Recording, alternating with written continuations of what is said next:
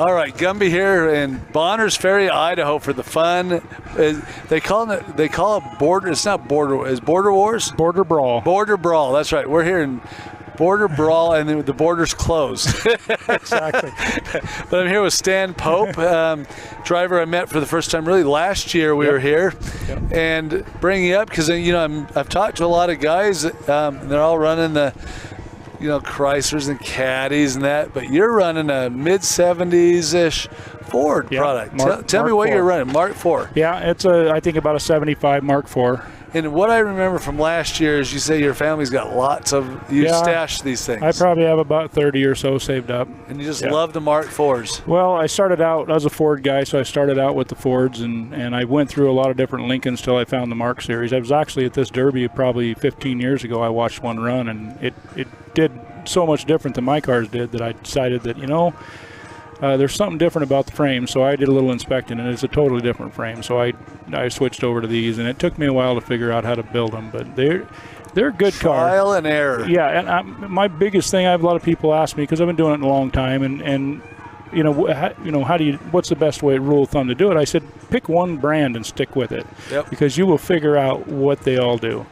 And that's probably my biggest, thing to tell somebody new. Just stick with one. Don't jump from brand to brand, because you'll never figure them all out. You got to have a trailer of your Chrysler parts, a trailer of your Chevy parts, and the Ford parts, and then 80s parts, and this and that. It's like, and to build a car, it's not cheap anymore. No, it's not. It's nothing like it used to be by any means, where you just kind of kicked the windows out and had a good time. It's all money driven now for sure. What are you running for an engine under it? I just got this 383 stroker built last year from M&S Engines in Sandpoint. So you're running a GM. Yeah, so you aren't totally Ford. Let me tell you, I tried, and I won some shows with a Ford motor, but I could not make one run hot. And I probably could have if I'd have went small block Ford, but I had plenty of big block transmissions in every Lincoln, and the C6 is the toughest Lincoln you can get, toughest tranny. And they are. So I did so good with those. So I had a good buddy of mine that's from up here that's won a lot, and he was running a Chrysler, and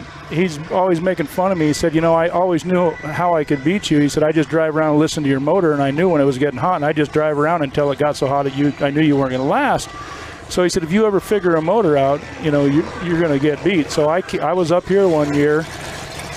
A guy came, first time ever out. I believe it was the Falks painter. He came up here with an Impala, ripped the nose clear off of it, and had no sheet metal or core support left. And he went out in the main event. I helped him get the ball joint fixed in his A-arm. He went back out in the main event with no radiator, ran 20 minutes in that Chevy motor and won the main event with it. And I said, after that, I got to have a Chevy motor. I can't do this anymore. So I took a Chevy motor and I tried GM trannies, and I didn't know anything about them. I broke turbo 350s like crazy. I tried 700 R4s. Everybody said, well, get a turbo 400. Well, I didn't have any. I had lots of those C6s. So I built an adapter plate to run small block Chevy to C6 Ford. Really? The first year I did that, I won 3 main events and took second in one. And that buddy of mine that was always making fun of me, he said, you finally did it. He said, I can't beat you anymore. And I won multiple shows with that combination. You need to start selling those adapter plates, I tell you, because C6s are amazing transmissions. And I never did anything. They were always used, and I never had one fail me, a used tranny that I didn't. They're not that hard to get either. I mean, everybody right now, I buy a lot of 400 cores trying to get them to the builders. I can get C6s all over the place. Exactly. I quit doing that 2 years ago. I finally got to where the cars were lasting longer. I was winning the mains, but they were standing so far up that the Lincoln trannies have such a long tail shaft. They were cornrowing in the dirt, and I was starting to break them. So I finally said, I just went to the Turbo 400s, and I'm running Turbo 400s now. But the C6s did me good for a long time. I won a lot of money with those C6s. So, well, that's pretty. But yeah, I had lots of people trying to get me to build those adapters. Who's building your trannies? Most of the ones that I have now, a guy named Joe down there, I forget his company name, but anyways, he moved up here out of California, and he builds them for me. I've done a few of my own and stuff, but they're nothing, you know, too crazy. But your car's beautiful build. I was looking inside and I'm like, you know, you know, and you can tell that you have it set up for car to car to car to car. Yeah. Which in the long run saves you lots and lots of money. Yes, and I just started running pinion brakes and the shifters and the throttle pedals because I was still old school up until probably 3 years ago, or even maybe 2, running T-handle shifter through the floor. But everybody picked on me all the time, you know, saying, geez, you need to step up. And after I did it, like Zach Donpierre, he was always picking on me. And he's like, you know, you Zach Donpierre likes to pick on everybody. But that's all right. He's been on me all weekend already. So yeah. So he was always, you need to step up to the new age. So I did, you know, I mean, he's like, once you do it, you'll never go back. And last year was the first year that I had run any of that stuff. And I run Bonner or Sandpoint right before we came up here to Bonner's, and won Bonner's with all that equipment. And one Sandpoint. And then I came up here with it, and I ended up breaking a steering shaft in the column. But it is pretty impressive. I mean, to have the shifter right there, the pedals are, you know, doesn't get all bent when the floor bends, and it's better. There's their benefits. Yes, but you know, I'm still old school, and see, and I'm old school, and I still have never run a shifter. I'm still running through the floor. Yep. And I don't care. I know some of the best drivers in the country, and they still run old school. Really? Which is cool because I wanted to, but I just, like I said, I finally gave in. But you know, when you are doing mass quick build, sometimes it's nice to have the center bar set up already. Yes. It's all plug and play, plug and play. And when you're doing this 4, 5, 6 times a year and building 4 or 5, you got to be able to do that. Yeah, it's got to go quick. You can't spend too much time. And that's pinion brakes probably were the biggest savior because I was having proportion valve issues and, you know, master cylinders. If anybody ever asked me, if we were to give you 2 aftermarket parts, and that's all you could get, which 2 would you take? And my response is pinion brakes and drive lines. Yeah, 100%. Because you know how many times I got tired of cutting drive lines and shortening them and fitting them. Those are the 2 pieces I think I would take out of everything. I agree. I could live with the throttle pedals and all that. And, you know, Ford had a good cable setup, and they didn't have much trouble, but yeah, no, that pinion brake saved me. And again, Zach picked on me about that. He's like, look, it saves so much time not having to deal with rusty lines and, you know, things. Proportioning valves. Oh, my goodness. I had stuck calipers in the front, you know, and I said, you can't change all that stuff. So it is way better now. Yeah, for sure. It's my 2 favorite aftermarket parts, pinion brakes and drive lines. Yeah, definitely. Spend the money, get good ones of those, and I mean, those 2 things, think of how many things that affects on the car, you know, and saves you hours. Hours. And I was always worried, you know, you take the front brakes away, you know, and you're going to get pushed around pretty bad out there. But like I said, I haven't run it a whole lot, but we'll see. I mean, everybody says, oh, it's not that bad, but we'll see. I guess it just comes down to driving. I think depending on where you're at and what horsepower is behind the car, you know, and I don't sense that here. I think there's a couple good motors here. I've heard there's quite a few good motors, but if you're talking 700-800 horse, which you go Midwest, you start seeing a little bit more of that. But out here, and number one, in these tracks, right, 700-800 is a disadvantage to you. That's 100%. And there's a lot of Crown Vics I notice. You know, of course, they're more popular, easier to get, but they're not heavy enough to push, you know, nothing. You know, I mean, so I don't think they're pushing. No, you see those coming your way. You're like, come on, come on, buddy, right, a little to the left, a little to the left. Yeah, set that trunk up for me. You know, and Vics are great. I just, you know, we were discussing with somebody earlier in the day is, until the rules came forward enough, Vics were no good. Yeah. And the only reason Vics are good, and I'll take criticism for this, is because the rule sets. Well, and I agree. You know, 100%. and do I agree with the rule sets? Yes, I do. Right. Because we needed to progress because all the old irons leaving. So what are we going to – and those are our big cars of the future. That's right. And so we got to have them around. Yeah. And so I think it's wonderful. But I just – you know, when you can – strip a Vic out and start shaking and watching everything flex. Right. And then everybody says, those are bad to the bone cars. I start scratching my head. And then it's like, well, we do this, this, and this. I'm like, okay, that's not truly it is an aftermade. It's a car that's created and built. Exactly. That's 100%. And I'm okay with that. Yeah, and it has, like you say, it has to be done in order to progress in this sport, because the old iron art cars are too hard to get, too expensive, and you can't find them at all. You know? So it is, and I mean, I don't know. I mean, it's not my thing anymore. I'm starting to wear down. I'm about ready to be done with it and let the kids just go on in Derby, because it's not. Once you get to that point, it doesn't mean with kids you're still going to be there. Yeah. And I still love the game for what it is, and I still drive old school. I use the trunk, and I watch these videos of these guys just hitting everybody in the trunk, and I said, you will never see me use my nose on somebody's trunk. I won't do it. I said, it's just not the right way to Derby for my thought, you know, so.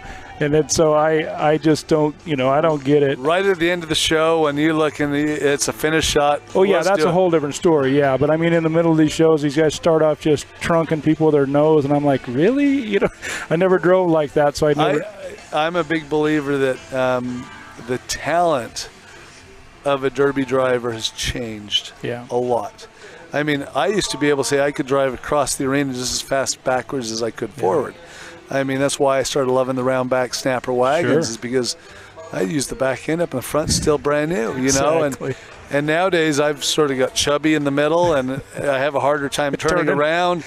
And so nowadays you're starting to see the front end of my car is getting wasted, but I still have a lot of left in the back. And so I think it's important to be able to drive back. And a lot of these guys with the Vicks and all that, they are not a back end kind of cars. So it's changed the feel of a show. It's changed how they. I mean, you're running against, I call them all nosers. They're all nosers anymore. It used to be like, watch out for the 67 Imperials. You don't, but back then we didn't want to hit with the front of a 66 Imperial either. And it was like, you have to watch it. If that 67 comes around and you see the nose, run, Forrest, run. Exactly. You know? And so it's just changed how they feel. And so you'll see a lot of this is nosers tonight. I know, and it'll be interesting. Like I say, I don't know. Depends on how big the heats are. We're and everything. Putting 8-car heats. Oh, well, that's not so bad. I like that. Yeah, I do too. It gives you room to drive. It shows your skills, your talents, and stuff like that. So I agree with you on that. Well, we wish you nothing but the best tonight. Tear it up, and hopefully it's not the steering column this year. No, I hope I fix that problem. I was actually excited to hit, talking to you last year, and I've looked at your car, and I'm like, car looks stout. I actually really want to see how because I turn up those cars quite a bit. Yep. In Utah, nobody runs them. Yep, and that's what the guy's tech, and I forget his name, the one guy that was doing the under tech, he asked me the same thing. He's like, we're trying to figure out what's so tough about this car. And I said, they're not a Cadillac, but I said, there's a lot of life in this car. You know? And you can say, they're $300 or $400, not $2,000. Well, that's what I told him. I said, $75 out of a field or free haul off. I said, you guys were all buying them Chryslers and GMs and paying big money, and I said, I got, a bunch of them stacked up, and I'm still getting them. And they are pretty solid. Yeah, they are good cars. I'll tell you, the front frame is bigger, thicker, and I like the angles better than I do a GM. Yeah. So I have a lot to say that I think you're onto something. Yeah, it should be good. Like I said, you just got to hopefully, everything, you know how this is. Luck is a big deal, and then of course, a little bit of skill for sure. And I do love those Oldsmobile 88s and 98s. I'm like, I like those. They're a good car. Well, tear it up, have some fun, and maybe later in the week, with some luck and some stuff, that we'll have you back up talking to you about how it was to win the show. Yeah, sounds good. I hope so. Tear it up, sir. Thank you. All right.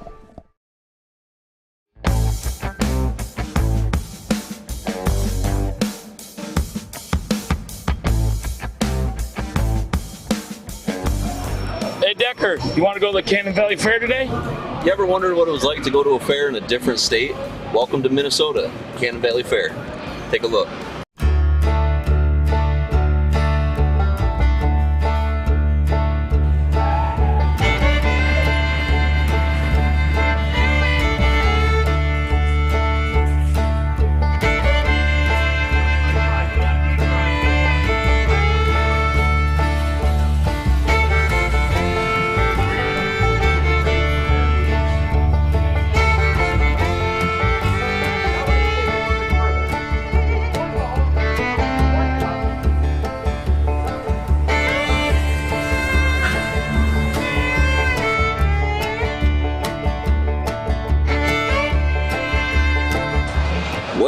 Demolition Derby World, Decker Skin here with you. Hey, pretty cool thing we've been doing.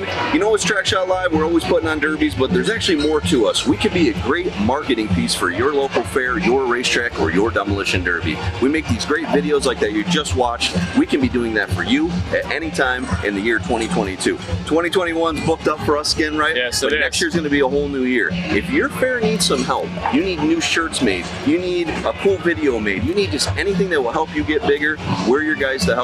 We're not just a live streaming group. We'll help Demolition Derby in all different atmospheres, and this is going to be how we get bigger. Bigger sponsors, bigger everything is with great things like this. So if you need us, hit us up on Facebook on our Facebook page, TrackShotLive.com.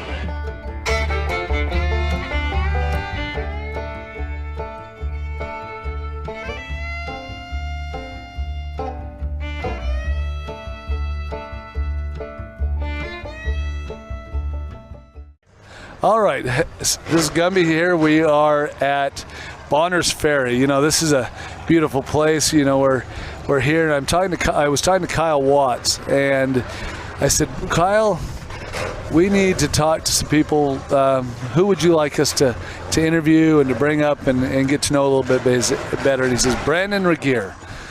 Brandon's sitting here going, I'm going to get even with him after this show. You know, I'm no longer sponsoring, whatever it is. He really likes you, and so we're here with Brandon Reger. Are you from? You must be from up here. Yep, I grew up here. Are you right in Bonners Ferry? In Naples. I can understand why you are still here, because this place is gorgeous up here. Yep. What a beautiful, and you guys are not in a water shortage. Not yet, but it's. Do you have water shortages up here? Not usually. No. I was going to say, we drove up by the river, and I think we drove 230 miles by the river. I'm like, there's a lot of water in this state. Yeah. And it was partially Montana, because you sort of crossed back and forth between Montana and Idaho down the way. And so I was like, man, there's a lot of water. It's beautiful. But so you've grown up here. You'll drive. How long have you been driving derbies? Like 27 years, I think, when I was 15. So you got a little bit of experience then. Yeah, quite a few. It's getting less and less as I get older. Meaning you're not traveling much, or nope. Do you travel at all? There's less derbies to travel to. Oh, yeah. So it's slowing down up here, up in the north, because this is up here in the north. We're way north country here. Yeah. What, 20 miles from Canada or somewhere in that area? 30 miles from the border. Wow. Your family changes, your priority changes. You know, I got 4 kids. What's your ages of your kids? I got an 18, a 16, a 13, and a 9. How old are the 2 oldest? Or boys or girls? Girls, and then my boy that derbies with us, he's 16.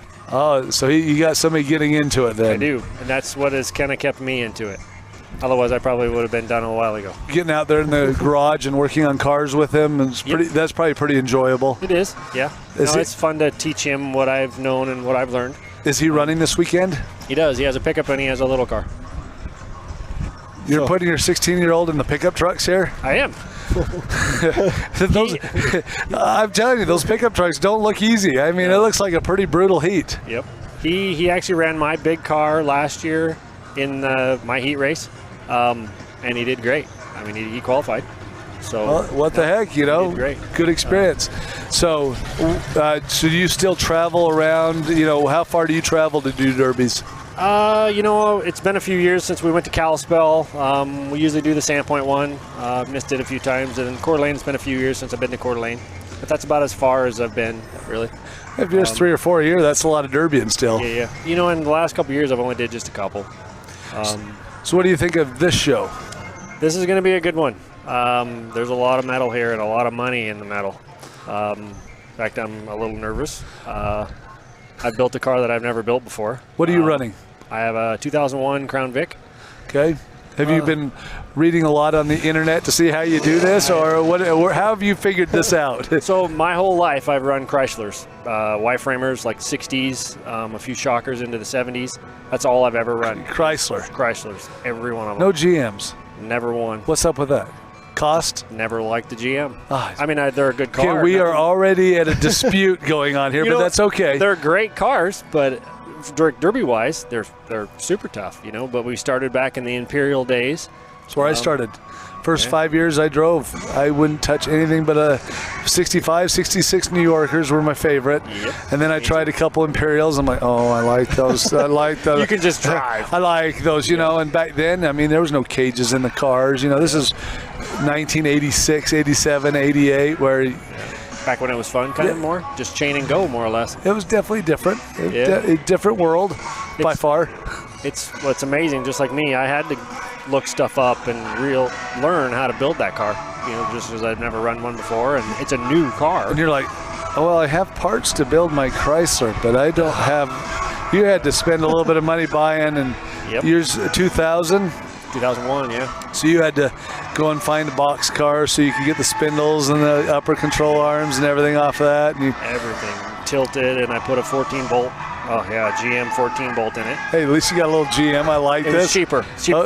Cheaper for the pinion gear, or the pinion brake, and the gears. Well, way cheaper. Hey, well, once you get the you got a driveline brake on it. I do. And did you build that or did you order that? I built that. Okay, I was gonna say if you order that, they're the same for Chryslers. They're $355 or something like that so there's no disparity there. So I try to build. You know, that's the fun thing about doing it is building as much as I can. You know, most of my Chryslers are stuff I've had in my cars for 20 years. I mean, no sliders, same 8 3/4. You know, I mean, 30 spline axles. That's what I've had forever, and that's got me this far. But this show is that much more. If you didn't do it, then it's not going to work. No, it is. It got a great competition level, but it's, you know what my favorite thing so far about the show is they've outlawed black cars. I love that. You know, being Gumby, I like color. I like, you know, we have Jason Sauer working with us that goes around and does TrackShotLive with us, and he's all about the graffiti. I don't know what Art Deco he's into, but it's all about color and brightness and flash, and I love that, and we're seeing that. Yep. I mean, we've got to see a few people that have been pretty lazy and haven't put any paint on their car, but mostly we got a lot of variety in color, and it really does add to the crowd and the spectators. And you talk about kids. When a kid is watching a derby, they like to visually see. Yeah.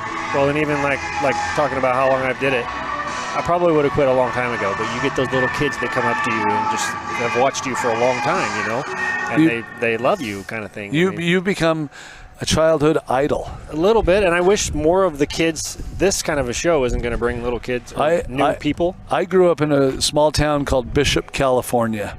It's in the high Sierras, and it was where I saw my first demolition derby in 1972. 72, 73. And there was a driver there named by the name of Doug Clare.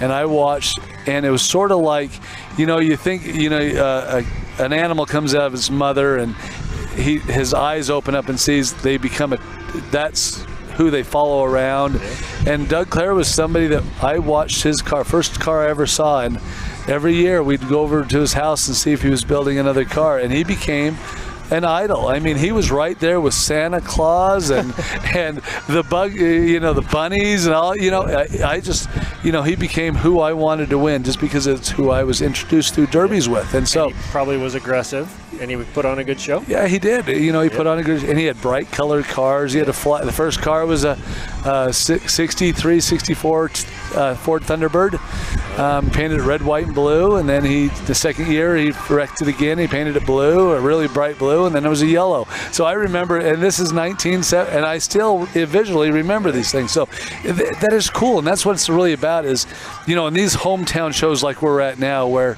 most of the crowd aren't going to have anything to do with derbies. They just come from the town to watch a good show. Yep.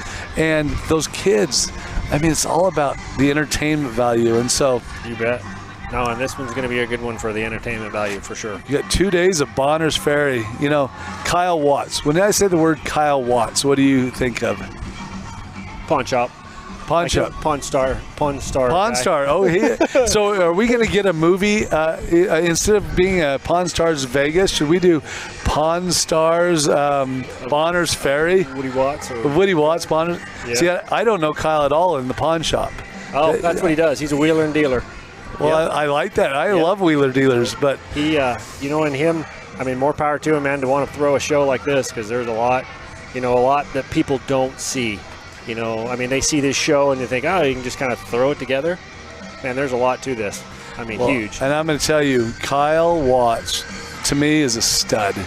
He is, for last year when I had my parts trade, he was out buying parts just so he could give to his drivers. He says, I'm not going to make a dime on the show, but he says, I'm trying to provide a fun activity for my hometown where I live, where I grow up, and I'm trying to make the drivers happy, and I at that time said, you want to make the drivers happy? Good luck. It doesn't happen. But at the same point, he's like, I'm all about giving to the drivers, and he's sure doing that. Oh man, yeah, you bet. I mean, even like everybody's kind of starting to buy their way into better parts with sliders and different things, but if he's giving them away to people that don't have he's them giving a 74 Caddy 2-door with a brand new Schrade engine in it, brand new. Has he got a Larson tranny? I'm not sure. I think it's a Larson transmission. GM stuff again. Yeah. I'm trying to convert you. It's baby steps. I mean, it's cool. Baby, it sounds cool. if you win that car, are you going to drive it? Nope. Oh, okay. So if you win it, you're going to let me load it on my trailer and I'll buy it off you? About that. Maybe buy it off Oh, you. no, I'm not going to. I don't want anything for free. I would trade it. Like I say, I got nothing. I run against thousands of them. Hey, so you know who I'm wanting to win this car today. Yeah. But, I mean, it's I have nice. a better chance of getting hit by lightning. You just killed me, man. I was sorry, I was like, so there's about 40 or 50 drivers in this. I got a 1 in 50 chance. Now you're talking about lightning. That's like 1 in a million, right? Maybe. So, man, you're just killing me. Well, being just a GM, and not that I don't love GMs, I'll probably win it. Because I'm not the one that, like, watch it. And if I hear your name called and win that show, I'm gonna be like, I just got a car. I got a car just that got I a don't car. know how to build the rest of the Now way. I got to trade him something. What does he want? Chryslers. I do know a few people that got Chrysler, so I'd have to pack some of those down here, up here, like Up here? 13 hours up here. So, Gotcha. I wish you nothing but the. So you're running? Are you Chrysler powered? I am. I built a full roller 318. Just carbureted though. Well, Just it's, simple. you know, I'm not big into fuel injection. You know, technology-wise, keep it simpler. I mean, I have an electronic MSD rev limiter and stuff on it. The first one I bought didn't work. Ironic. So you definitely had to build your own parts because they don't provide. Nobody sells an engine cradle that's designed or motor mounts that are designed to put a Chrysler in a Ford. Nope. Just not a common wish list item. Yeah, and it's kind of got to go with what Kyle's rules say, too. You know, and it works. It works good. But I'm hoping it works because I got a new motor and a new tranny and a new everything. It's like a whole new build for me. So hopefully nothing stupid. Well, that shows that you're planning on doing this for a while if you're investing that kind of money into brand new stuff. Kind of. It's a Hey, and then it's able to pass it down to children too, and that's pretty cool too. give it to my kid so he can run it, and I'll Well, help him a little more. And We wish you nothing but the best of luck today. We hope you go out and have more importantly, you have a fun time today, and you put on a show for the crowd. And if you win the heat or you win the main, or hoping you're going to be back up here talking to us at the end of the night, just talking about what happened. So perfect. tear it up and have some fun. Okay. Thank you for coming up and talking. You bet. Thank Talk you. to you in a bit. Then bye-bye. See ya.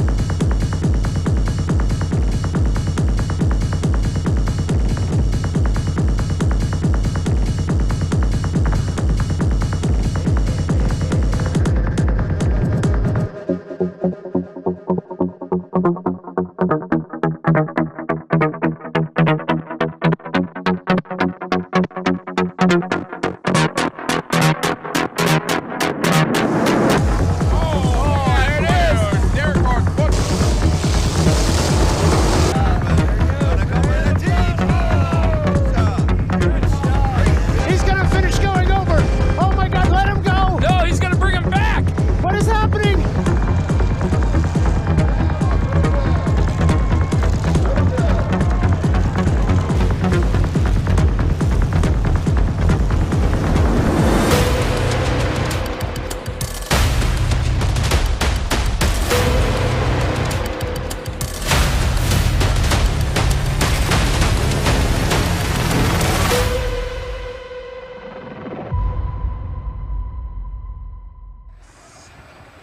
right, everybody, welcome to Border Brawl in beautiful Idaho, Upper Idaho, 30 minutes from the Canadian border, named Bonner's Ferry. We were here last year. It's amazing. It's good to be here. I'm your commentator of the evening, Gumby, and it's going to be fun to be here with you today.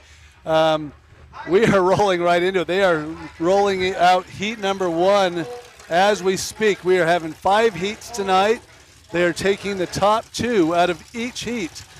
We have got a great lineup of cars. The first car in the arena tonight is Todd Andrews, car number 42, running a 73 to 76 Cadillac. Car number 369 is Carson Dawkins.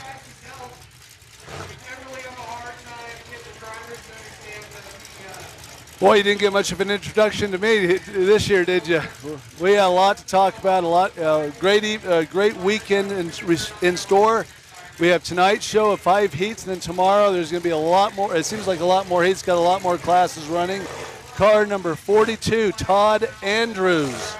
Again, they are going to go till there are only 2 cars left, and both of those will advance to the main event tomorrow night. They are unable to work on their cars. Car number 93 is Jeff Engelbrun. Now, the writing from the arena is not that good. I probably got the last name wrong, and I apologize to Jeff. We'll try to get it right tomorrow.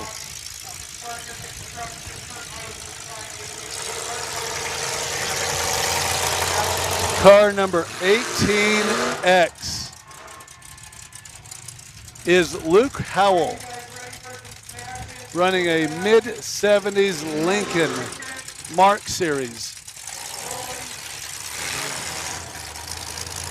Car number 8, oh, I love these cars. Andy Falk from right up this way, right over in Idaho, running a 1972. I believe this is a 1972, no, that's a 73 Chevy Impala wagon. All the way from Oregon, Mr. Mike Hogue, X-Men. He's run quite a few times. Very good driver, running a 67 Lincoln Continental. He's a California transplant into Oregon. Car number 31 is Brian Holt out of California. California, out of the 40 cars, very well represented all the way up here. Most of them drove 16 to 17 hours, to maybe even 18 to get here, but there's 6 or 7 of them from California. There is your 8 cars, and it looks like they are starting at Utah style. We like to see that. It'll be round and round they go. All right, we got Bill behind the cameras, our mass expert on how to run the cameras. We got 4 cameras up, so we'll be switching back and forth. Hopefully you enjoy the show tonight. It's going to be an amazing show with some great drivers.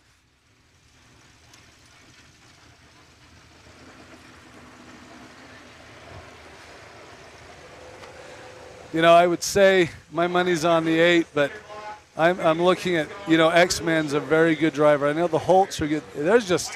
This heat is loaded with good drivers. And if you look, you got black and red. Out of the first 4 cars, there's a black and red stripe. I have a feeling that they might know each other. That does not bid well for the other 5 cars that's in the heat. So I think if you see, I've always been a proponent that if you're friends with somebody, you keep it different so they can't figure it out till it's too late.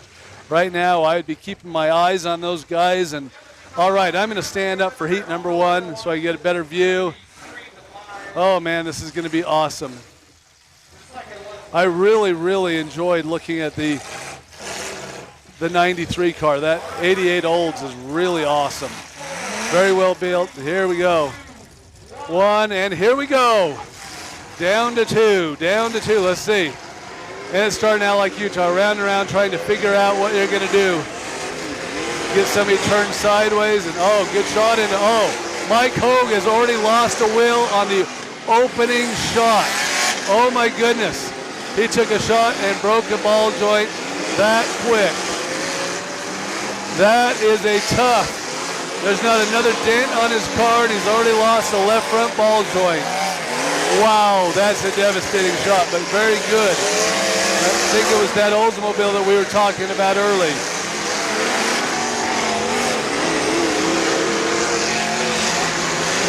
You know, if I was Mike, you know, you don't like to see people stop in the middle, but you do. I think I would pull my flag and take my chances going through the Conti tomorrow before somebody really gets a shot on him that kills. Like right there's another shot on that front wheel. And I think it's got his attention. I don't think he's moving again. I think that's where Mike's going to stay.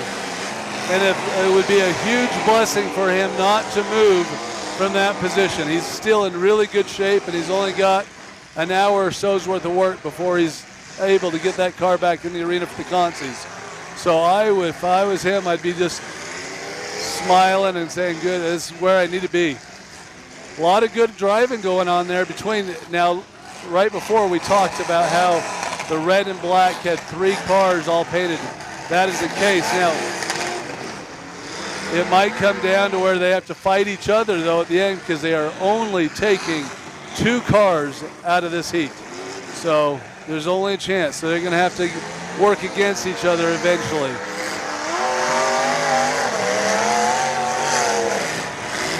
All right, Mr. Holt taking a shot by one of them.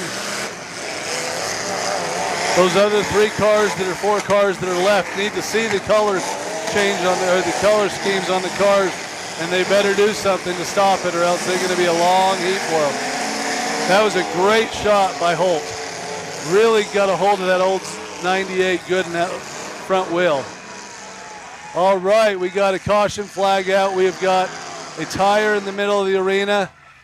We have got other pieces and parts in the middle of the arena. I don't know what they quite are. Well, as they pick them up, we will see. That is, okay, tire full spindle. And then the heater control box that usually is pulled out before, and a spring. So it is a messed up situation. Now, X-Man did get going again and made a hit. Maybe he's going to pin 43 up against the wall, and that's going to eliminate or hurt one of them in that team. And I do not know that they're a team for sure, but I have a feeling they are because of the paint schemes. That they haven't hit each other once yet. So those are good key factors in it. That 18X and that Lincoln, oh, beautiful shot by car number 43 into the cement barricade. That can do some damage. Mike Hogue is still not giving up, and he is still going. Car number 8 from Andy's bottom, Mr. Flack has pulled his flag. Something has gone wrong with that automobile. Could be that he got hit or something. Boy, the back end of 18X is really in deep trouble, but 43 has lost an upper ball joint. So there is some damage happening to these cars. Good shot by Mr. Holt into the 369. Oh, another hit by 42. You know, I've personally never seen the Holts drive, but you can tell by watching that they've got a lot of experience. He's keeping his head on a swivel. He's keeping moving. Oh, yeah, 43 is definitely pushing the tire around. Oh, well, now, okay. Now they did make the first contact on each other.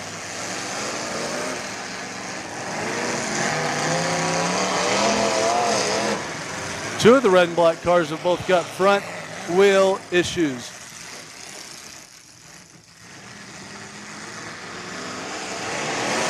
Oh, good shot by Mr. Holt. All right, X-Men has pulled his flag. He just, if I was going to give an award out for the hardest luck, it would definitely be that one, losing a complete front wheel within a minute of the start, 30 seconds. All right, they're stopping the race for a second. Red flag, or orange flag. Orange flag. Another tire on the ground. Hold on, we're going to drive around this car. It's going to go out of the arena. I'll say something to Hogue. Hey, Hogue. Hey, Mike. Are you just saving it? He's shaking his head now. He's like, man, that is a hard luck right there. All right, right now we got down to 3. Good corner shot. Messing with suspension. Now you can hear Holt. That's what's impressive. Look at Holt's front end. Everybody else is starting to roll in, up, getting pushed back. And Holt's not even using the front end of that caddy. He is just playing smart, defensive, but making hits when he needs to, and he's making smart hits. I've noticed he's not making a lot of cage shots. He's hitting a lot of wheels and using the trunk, so he's really saving it. So that's some very good driving. Oh, we've got, it looks like right now we are down to a few. Let me get my numbers and see who we're down to. I can't see.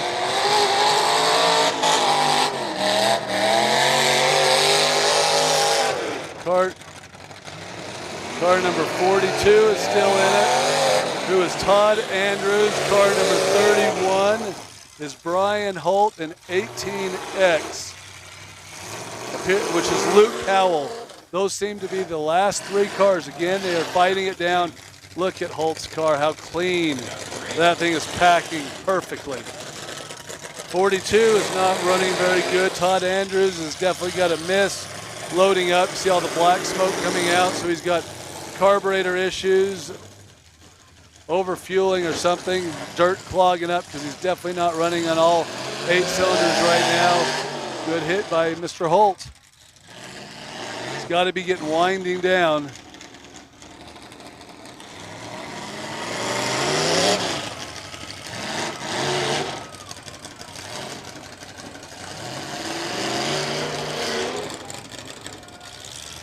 All right, 18's trying to get over there. He's actually, oh, this is gonna be a good shot. Oh. You saw that thing, I just cleaned off the top of that concrete barrier really good, and he's off the ground. Oh, look at this. Oh, beautiful shot. Oh, and he lost a rear tire, a drum, hit the car up in and pushed his lower control arm back, and you saw that hood of that car raise up. So he definitely pushed on the frame. What a great shot. But he'd been hit hard enough in the back that looks like he broke all 5. The good thing is, it doesn't look like he broke an axle. Looks like he lost all the studs, ripped off the wheel over the studs because it was wobbling pretty good. And you can look at the center. It's that SS wheel just got laid in front of us, and it is definitely bent really bad in the center.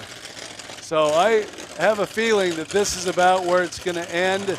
42's not going to be able to move again to get off the concrete and to get out of 18X's front end. 18 made the last hit on 42, and I think Mr. Holt, car number 31, will probably, and I will not make that the official call, but if I'm, there he goes, flags up. If I was betting man, car number 31 and car number 18X. Brian Holt and Luke Howell advancing, not official, not 100% official, but pretty accurate, will be advancing to the main event. So that was a pretty good initial heat. Yeah, well, so we should be good. What do you guys think of that? Are you running, you got something to run now, Bill? You ready for some more? Bill's got we did some interviews so you would have the opportunity to get to know. Oh, we got Farrell, one of our long-lost employees / commentators, has been laid up with injuries and knee problems, and we did an interview with him, and so we're going to run that so you get to see Farrell again, which has been a while. So give it a watch and enjoy, and we'll get started by heat number 2 once they clean out all these cars. All right, gonna be back here. We're at Bonner's Ferry 2021. What a sight, you know. And I got a friend that's on the other side of this camera, about 13 hours away, that was here with me last year. How are you doing, Farrell? You know, I'm okay. I feel bad. I wanted to be there. I really did. I see you're sporting the TrackShotLive shirt. Yes, I'm there in spirit. That sometimes that's all that matters, right? Yeah. You got your earplugs. You don't have the head mics on. No. So, well, how's your knee doing? Why aren't you here, buddy? I had to have a total knee replacement, and it was supposed to be, oh, it'll be good. We'll give you a knee replacement. You'll be up walking. A couple weeks, you'll be, you know. It's been 3 weeks. Are you jogging yet? I'm not even walking yet. I've had so many complications. It's horrible. So I feel bad that I'm letting you guys down. I wish I could be there. You know, the things that's different this year, I'm just going to give you a little bit of rundown. There's no smoke. You know, I don't it's gorgeous. Absolutely gorgeous. We're staying in a hotel that's got a patio on it. You walk out and there's a river going through the back. So we're living it up pretty good this year, buddy. Yeah, that would be nice. And if you hadn't canceled or bailed on us, you'd be seeing the same views that we're seeing right now. No smoke. Your name has come up many times along the trip. So, I hope it's good. Well, I probably wouldn't be bringing it up if it was bad. No, did you guys happen to stop by Monty's on the way out? Did we stop by? What did we need to stop by Monty's for? We know what's there. He doesn't sell much, you know, so it's there. Yeah. But we did drive by yesterday. We looked over to the right, and it's like, there's Monty's place, and it brought back memories. And I think what we'll do is, I think we're going to show you, we'll do a track shot flashback from last year when we were all together, where Farrell was doing some interviews. This will be his first on-camera interview of 2021. How's that feeling? And I'm sitting at home on my couch. Is the wife cooking you some good food? Oh, you know what? Let me tell you something. We're moving. Of all things, in knee surgery, and we're moving. My wife has moved everything while I've sat on my can and watched. I haven't moved a piece of furniture. So when she calls you useless right now, it's pretty accurate. It's extremely accurate, yes. Okay, that's good. Well, hopefully you get that knee back up and operational so you can get back out on the road, because you were supposed to be in Iowa with me a couple weeks ago. Yes, sir, I know. I'm so bummed. Like a week ago? Yeah. And now you're supposed to be in FERRY IDAHO. And yes, sir. But hey, if you can hurry and get running around, at least walking around, we'll pull you up to an event here towards the end of the year. Good, sounds good. All right, well, hey, wish you were here enjoying what we're going to enjoy today. Get well soon and you watch the video and enjoy our Bonners Ferry 2020 ride experience. The only thing different is we don't have Dave here with us. So yeah, well, we miss Dave too. Yes. So enjoy watching the flashback of the Monty experience. And it's good seeing you. You too. Thanks, guys. See ya, buddy. All right, everybody. It's Farrell here with TrackShotLive. Dave, Gumby, we were driving through Montana. He's like, hey, on our way to Bonners Ferry, we have to stop at this place. This guy named Monty, he's got all kinds of cool stuff. And they weren't wrong, right, Monty? I hope not. I think it's cool. This is incredible. How did you acquire all of these vehicles? A lot of years. You plant one and they grow. Is that how it works? That's a good idea, actually. So, I mean, I don't want to ask your age or anything, but how long have you been collecting these cars? 1982, 3, 4. Oh, really? Wow, that's pretty cool. Of all these cars, what's your favorite one? Probably a GM station wagon. Yeah, that's what everybody wants. Look, now Gumby's in, yeah. You know, I heard about this guy Monty from Gumby, and he's like, oh, you got to go. You wouldn't believe the stuff this guy's got. And I'm like, oh, whatever. I mean, you know, it's a salvage yard. Everybody's seen one of them. But not like this one. Did you just go pick these cars up? Did people bring them to you? A little bit of everything. Some of them you pay top dollar for. So is there anything here you would never sell? Probably. If there's ever a place called heaven on earth, this is the place.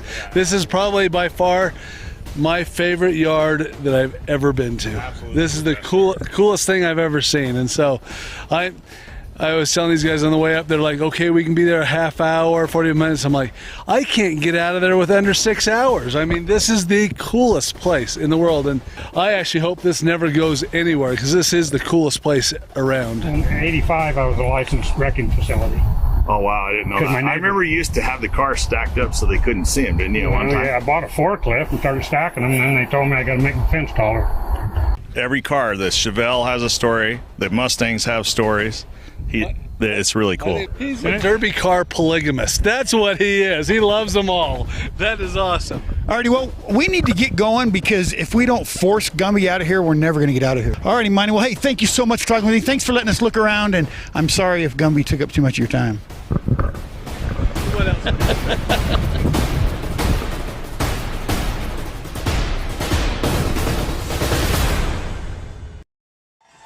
All right, we are back, and look who has joined me, Mr. Suka.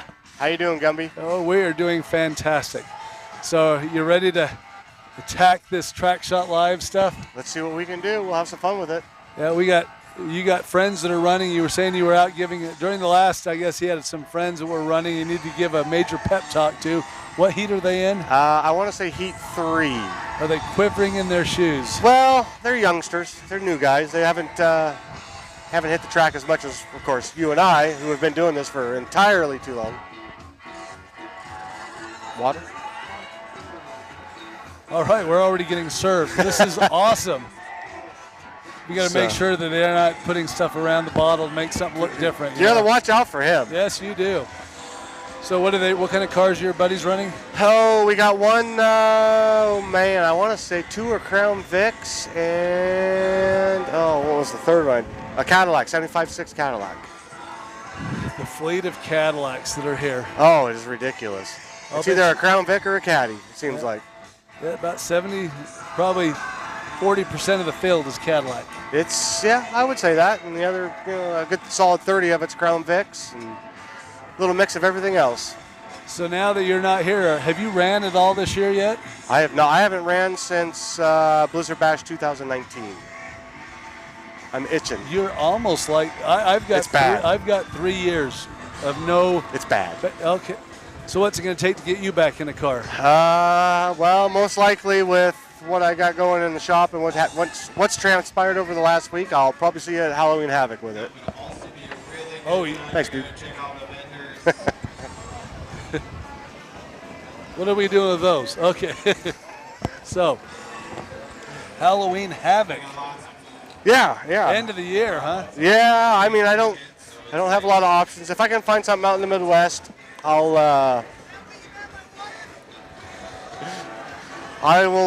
will do my best. Oh, Zach.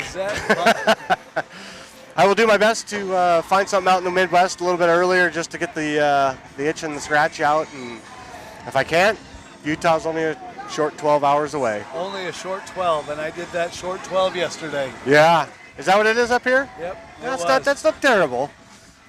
The only thing about it was a beautiful run for the last 8 hours. This gorgeous country up north. After driving in this morning, like I say, I left about 3:30 this morning from my place, and pitch black, came across the mountain pass. And where is your place? I'm over in Snohomish, Washington, which is about 10 miles east of Everett, or 30 miles northeast of Seattle. Okay. Are you participating in Blizzard Bash this year? Oh yeah, the car's already built. Was it last year's car then? It was supposed to be last year's car, yes. So, it's your favorite. It's one of your favorites. It's a roundie, huh? You got it. We love that. So you're in the national team qualifying. We're on the qualifying side this year, still. We've been on 2 years. We ran 2 years qualifying.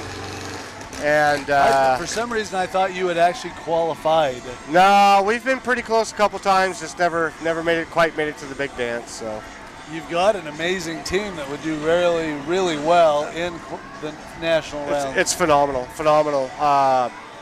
Devin Greneveld. Okay, I'm glad you said Greneveld. Yeah, it's called. So now you know, right? Hey, Devin. That's Devin G. It's Devin G. Mr. Coors Light. Mr. G. Yeah. Greneveld. Greneveld, yeah. Greneveld. Okay, now I finally officially know how to say it. We're going to probably surprise a few people, but I know he built a pretty hard Cadillac, and so we're going to go with that probably this year. And we added a new addition We had, as you know, we had Scott Mannering on the team for 2 years. Yes. And due to just life, wanted to hang out with the family, the girls, the boy, participate in the sports, the family stuff a little bit more. He stepped down last year, or 19, or after 19, and we picked up Corey Bunnell off of Team Kenny. So that'll probably might shock a few, I don't know, but I think between me, Devin, it does sort of shock me. Scott's he's a competitor. He's fun. Oh, he's a man. parts builder, and he's a firecracker, isn't he? Oh, yes, he is. I think he's been mad at me more than he's liked me. Oh, yeah. That's okay. I'm on his team, and he's mad at me more than anybody. Okay, well, okay, that's all right. But you know, maybe I earned some of it, maybe I didn't. You know, it is what it is at this point. But no, yeah, he's a builder. Oh man, yeah, he's very methodical. Thinks about every aspect of every part of the build, and to me, I wish I had the patience. Yeah. I mean, I think about a lot of stuff, but it keeps going. Every time I think about something, there's always 10 things more after that. And I mean, I'll be honest, I don't belong there. I have fun. I think it's a blast, but I mean. You know, though, they need the variety of styles in those, especially in the qualifying rounds, because you're lining up against different caliber of drivers. You know, I think you guys got the perfect team. I think adding Corey to it this year, and then we got Jeremy, so Devin. It wasn't Corey Bundle. Corey Bunnell. Bunnell. Yeah. So there's a Corey Bundle. And no D, just 2 N's. Okay, Bunnell. I hope. He'll let me know soon, I'm sure. What's he running? Crown Vic. So you've got he's a Vic guy. We need the maneuverability. So you got a wagon, a Vic, a caddy. Yep. And what else? The fourth. I don't know. What's it going to be? Nah, it's just another mid-70s GM. Buick. Maybe. To me, Blizzard Bash format, that's the best car. You got with what you can do with them? The best lower control arms. I do like the wagons, and it's really on who you draw and what you're drawing against. So you got to remember, this year we have Ski. Ski's in the qualifying round. That's right. They got I keep things fun. New challenge for him. Yeah, no, and it's like everybody else, right? Like nobody knows really. You have the previous teams, but Ski mixes it up every single year. The disadvantage for Ski or people, unlike the Nationals, you know as well as anybody in this whole country that once it gets to the last 3 or 4 teams, you already know what's happening. I'll agree with that, yeah. Yeah, pretty close. I mean, you know, for the most part, yeah. They all know, that's the benefit. They all knew each other, and I think what Smash It's done is eliminating a lot more teams every year and changing that up. Yep. I think was a smart maneuver because it's going to keep it fresh and different at the top. Absolutely, yeah, no doubt. So it's going to be hard to keep your national spot year after year after year. It is just watching it, yeah. I mean, I don't know what happened a couple years ago before they shut down for COVID, but it was I don't know if Ski actually elected out of the national side due to technical issues as far as build. I know I was ticked off I didn't get to see that wagon run. You and me both. I would have loved to see that wagon run. You and me both. I just wanted to see that, just the first shot. That's all I wanted. You know what made me mad? So he took that car, before he ran it the next show, he cut the whole bag off. Oh, that's right. I'm like, you should have let it at least run it to see what it was going to do. See what it does. Did you see? God, I think his name is Ryan Schweer. Yeah. As soon what do you as said, think? did you see? I'm like, he's here, is he not? He is. Yeah, he's part of the tech. You know, I'll tell you, I liked it, but I didn't. I thought the ride height was wrong. Yeah? He wasn't sitting where I would have liked it, but who am I? You know, it worked. It did well. I don't know. It was cool. No, it was different. I was talking to him tonight, and I said, you know, every year somebody builds a car that's talked about across the nation. Yeah. Guess what was talked about across the nation this year? That car. It was. I honestly did not get to see it in person because I didn't make it out there, but. Looking at it through the pictures, and I only had 2 or 3, and they're very brief. Thanks, Snapchat. But the little bit I got out of it, I mean, I understand it. I know why he did it. I get it. I know what you can do after the heat, what you can't. But I think for me, ultimately, looking at that, is it something I would do for Blizzard Bash? Probably not. Because after that first heat, all that sheet metal buys you one round, right? Yeah. And this is just all exaggeration for a made-up race, but you get into the second round, what do? You cut it all off. So now he's at where he's at. He started in the second round. Yep. But hard-nosed the rear bumper, right to the rails, short-leafed it. Now you're giving it his place to bend. Now you're doing all, sorry, I keep bumping the cord. And the aspect of it, like the build portion of it was, the roof doesn't really, to a point it does some, but not a lot. It intimidated a whole lot of people. I loved it. I mean, I looked at the picture and I'm like, ooh, that's different. Because he said that people were coming up to him and saying, I don't want to hit it in the back because if I go in, that roof is going to be hanging out and hit me in the head through the front windshield, which it wasn't long enough. You had to drive all the way up to get that hard. No, they don't want to hit the back of it because their front tires are going to fall off. Exactly. That's the whole point of it. But right? it intimidated a lot of people. Oh, absolutely. So that part of it was sort of cool. Yeah, yeah. I thought it was awesome. I think it was great.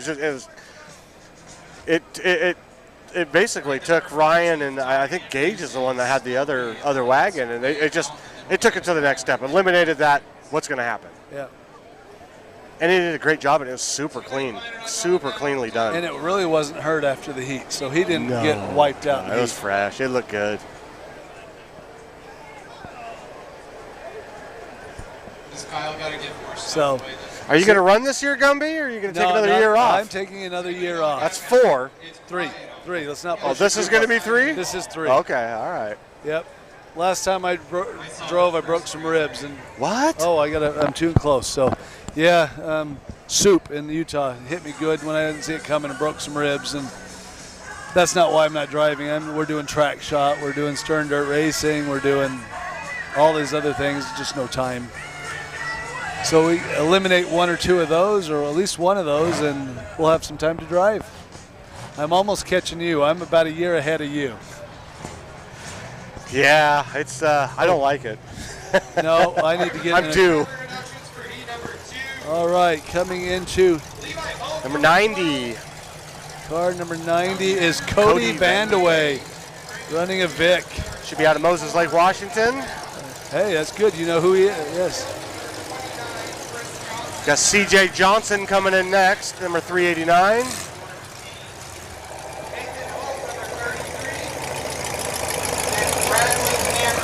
Number 24. 24 and a half. Brandon Lane. Yep, Brandon Lane. It's like a half. Why didn't you just go to 25? I know. It's not very hard. You won't be copied too often with that. And number 14 is Andrew Murphy out of Bremerton, Washington. It's good that you know everybody here very well. There's a lot. I'm just going with the ones I do know. A 72 New York, like a 72 Y-framer New Yorker. Yep. An unusual car to see in this kind of class. Yeah, he'll probably stand it up in about 3 hits. He's pretty good at it. So he's here. He's more of a showman. Yeah, he's one of the newer kids. Very nice, very respectful. Just he's out to have a good time, and awesome. He actually a car number 12, Mr. Falk from Idaho. Levi Falk, yeah. Running a 67 Fury wagon that is got some unique. It's going to be interesting to see what he does with the back end. I would like to see him whack somebody pretty good. 33, Nate Holt. From California. Yeah, that's a drive. They said about 18 hours. Number 16, Brad Hamner coming in after Holt. Bradley Hamner with right in front of the A-arms. They always cut him or pound him down. Yep. They're trying to get the easy flip. Take some of the pressure off of it. Seems like it works for him pretty well. Hollywood. I thought that was Dave Kimsley, personally. The Alberta Cowboy. Yes, Mr. Hollywood himself, Dave Kimsley. This is He's a backup Hollywood, in my opinion. Car number 29, Kevin Kilk. Oh, Kevin made the trip. No kidding. Good for him. Good kid. Where's he out of? I want to say he's Southern Washington, down towards Oregon, but I'm not 100%. This is your 8 cars. All right. It's going to be interesting to see how this plays out. 3 Vicks, couple of caddies, 3 caddies, and 2 Chryslers. 2 Y-framers. Yeah. I'm standing up. I cannot sit and watch. I cannot sit and watch. All right. Who is going to... I got my own personal feeling of who's going to pull this off. We'll see where it goes. Who are you picking, Gumby? I got to go with... I'm going to go with Holt. There's one. I think he's just... If he drives like the other Holt just did, they build cars identical.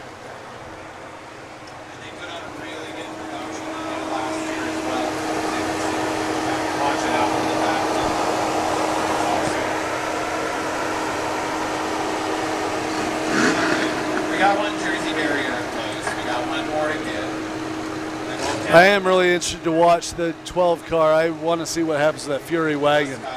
Did you look at the inside of the back end of that car, how he's got it cut out and where he's got it wedged? I did not, no. See how low it's sitting? He's got it set so when it does, it rolls good. Try to get the pack in like a Chevy wagon? Yeah, or? It's going to be interesting to see. Very nice set of leaf packs on there. All right, we're going to start a workout lap here. Yeah, he's got you spend all that time working on the back end and then they just go bonsai with the front and never go backwards. I hope that's not the case. All right.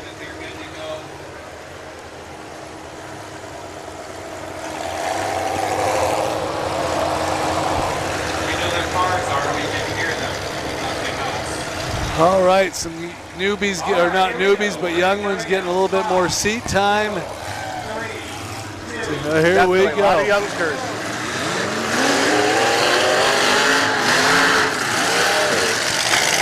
Ooh. Nice shot by Cody on Brad Hamner. Look at this hit. There's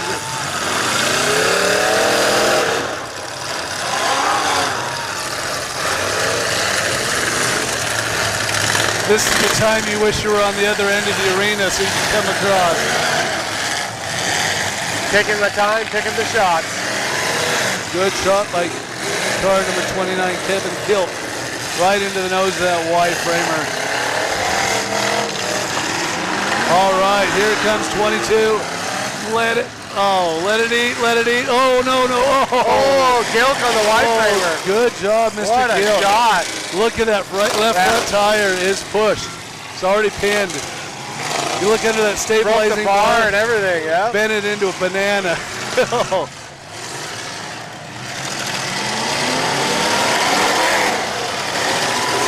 Holt still moving around good. Oh, that hurt that Y-framer bad. Yeah, he's going to have some work to do tomorrow. He's not able to turn.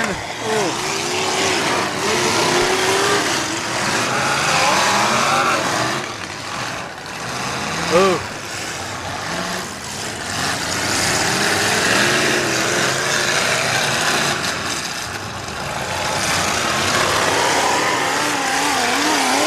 Trying to set him over the wall. Beautiful shot. Good shot onto the number 1 place to hit a caddy is the front wheel.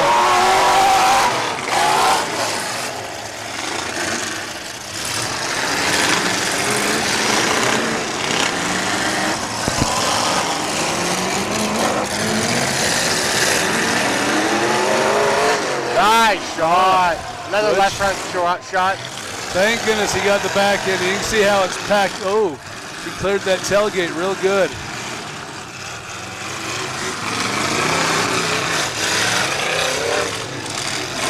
'24 has pulled his flag. We're down. There's a bunch of them pulling flags. It's 3 out of the 8 are already out. Car number 29 is really trying to get it in reverse. Looks like he was having a hard time. It's like Hamner's got a steering box issue, maybe.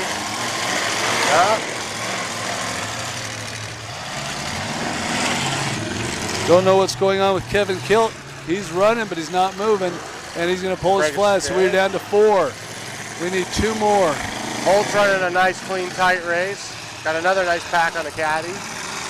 You know, you go up into California, you watch their shows, they all use their back ends through the heats, and they keep their front ends really clean. And they're doing the same thing here. Where you go outside of California, it's a lot of nosing. It's the exact opposite. Yeah, it is. Exactly opposite. Like Utah. Exactly. Utah used to be a place where you could run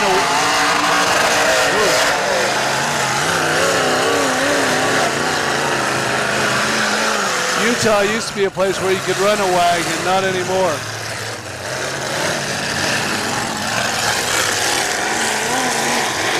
Oh, that's not good. They keep pushing that left corner. Yeah, and it's pushing. Oh, yeah, it is.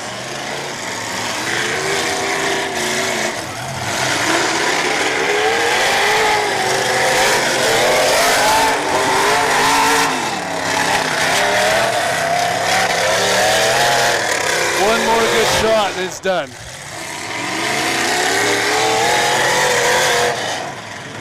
Got the motor to steer it, though.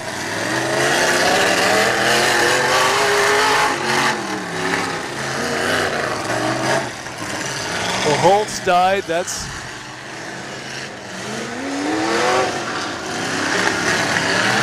and he's off.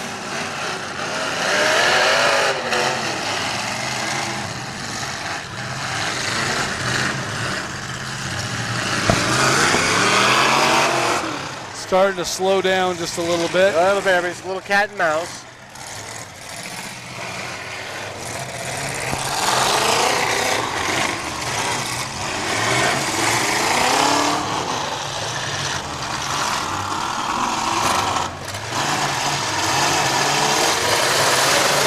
Oh.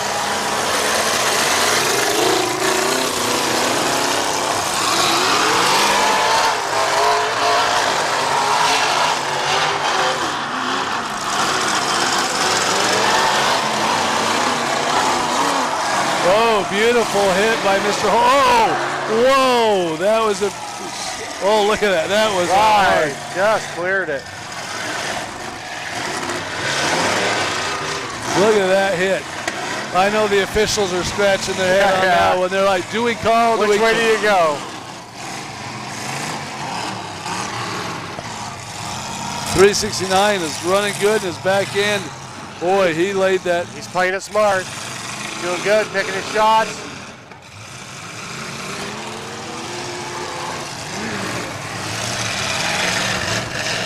Holly with that Cadillac where he bended up the front A-arms is starting to roll hard.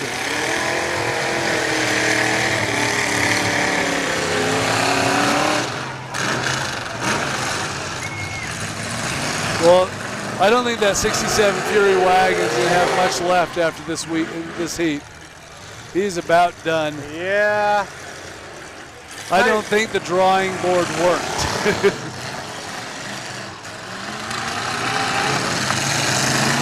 Lots of equipment around here. We can make anything work.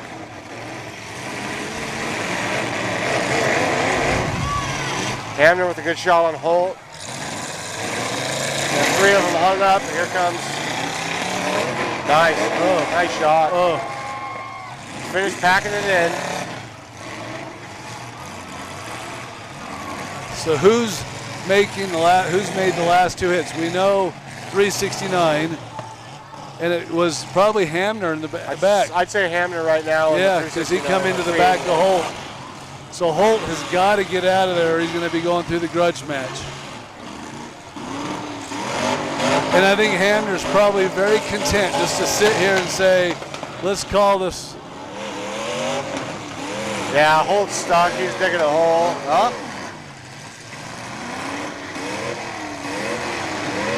Oh, they got some look at those leaf springs just flapping.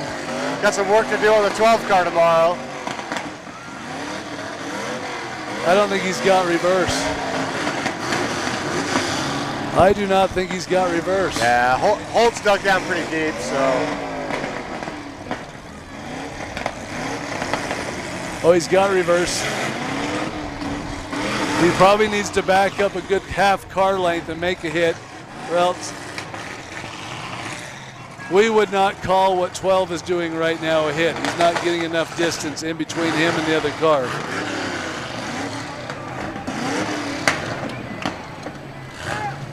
Yeah, Holtz dug himself a good hole. Nice.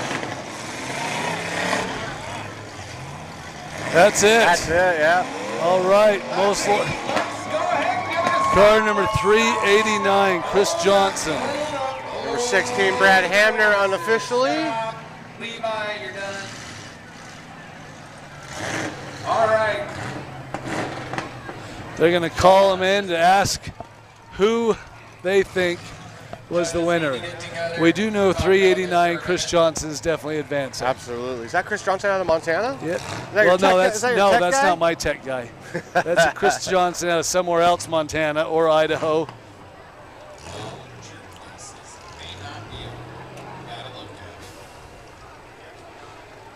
Some cars are going to leave this really good shape.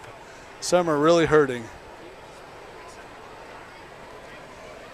Yeah, there's a few with a few easy fixes and a couple others that are. 389, CJ Johnson. There's one, TJ Johnson, and it's got a Brad Hamner, yep, number you 16. called it right. Yep. And your Mad Dog, Levi Falk. Levi Mad Falk. Dog, yeah, Mad Dog with Levi. That's the car number 29. Number 12, the wagon, 12. the Fury wagon. Levi Falk. Well, yeah, he definitely.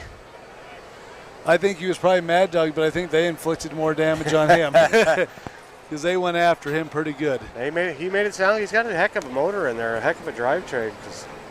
LS. I figured, yeah, you can tell by the rev limiter. Yep.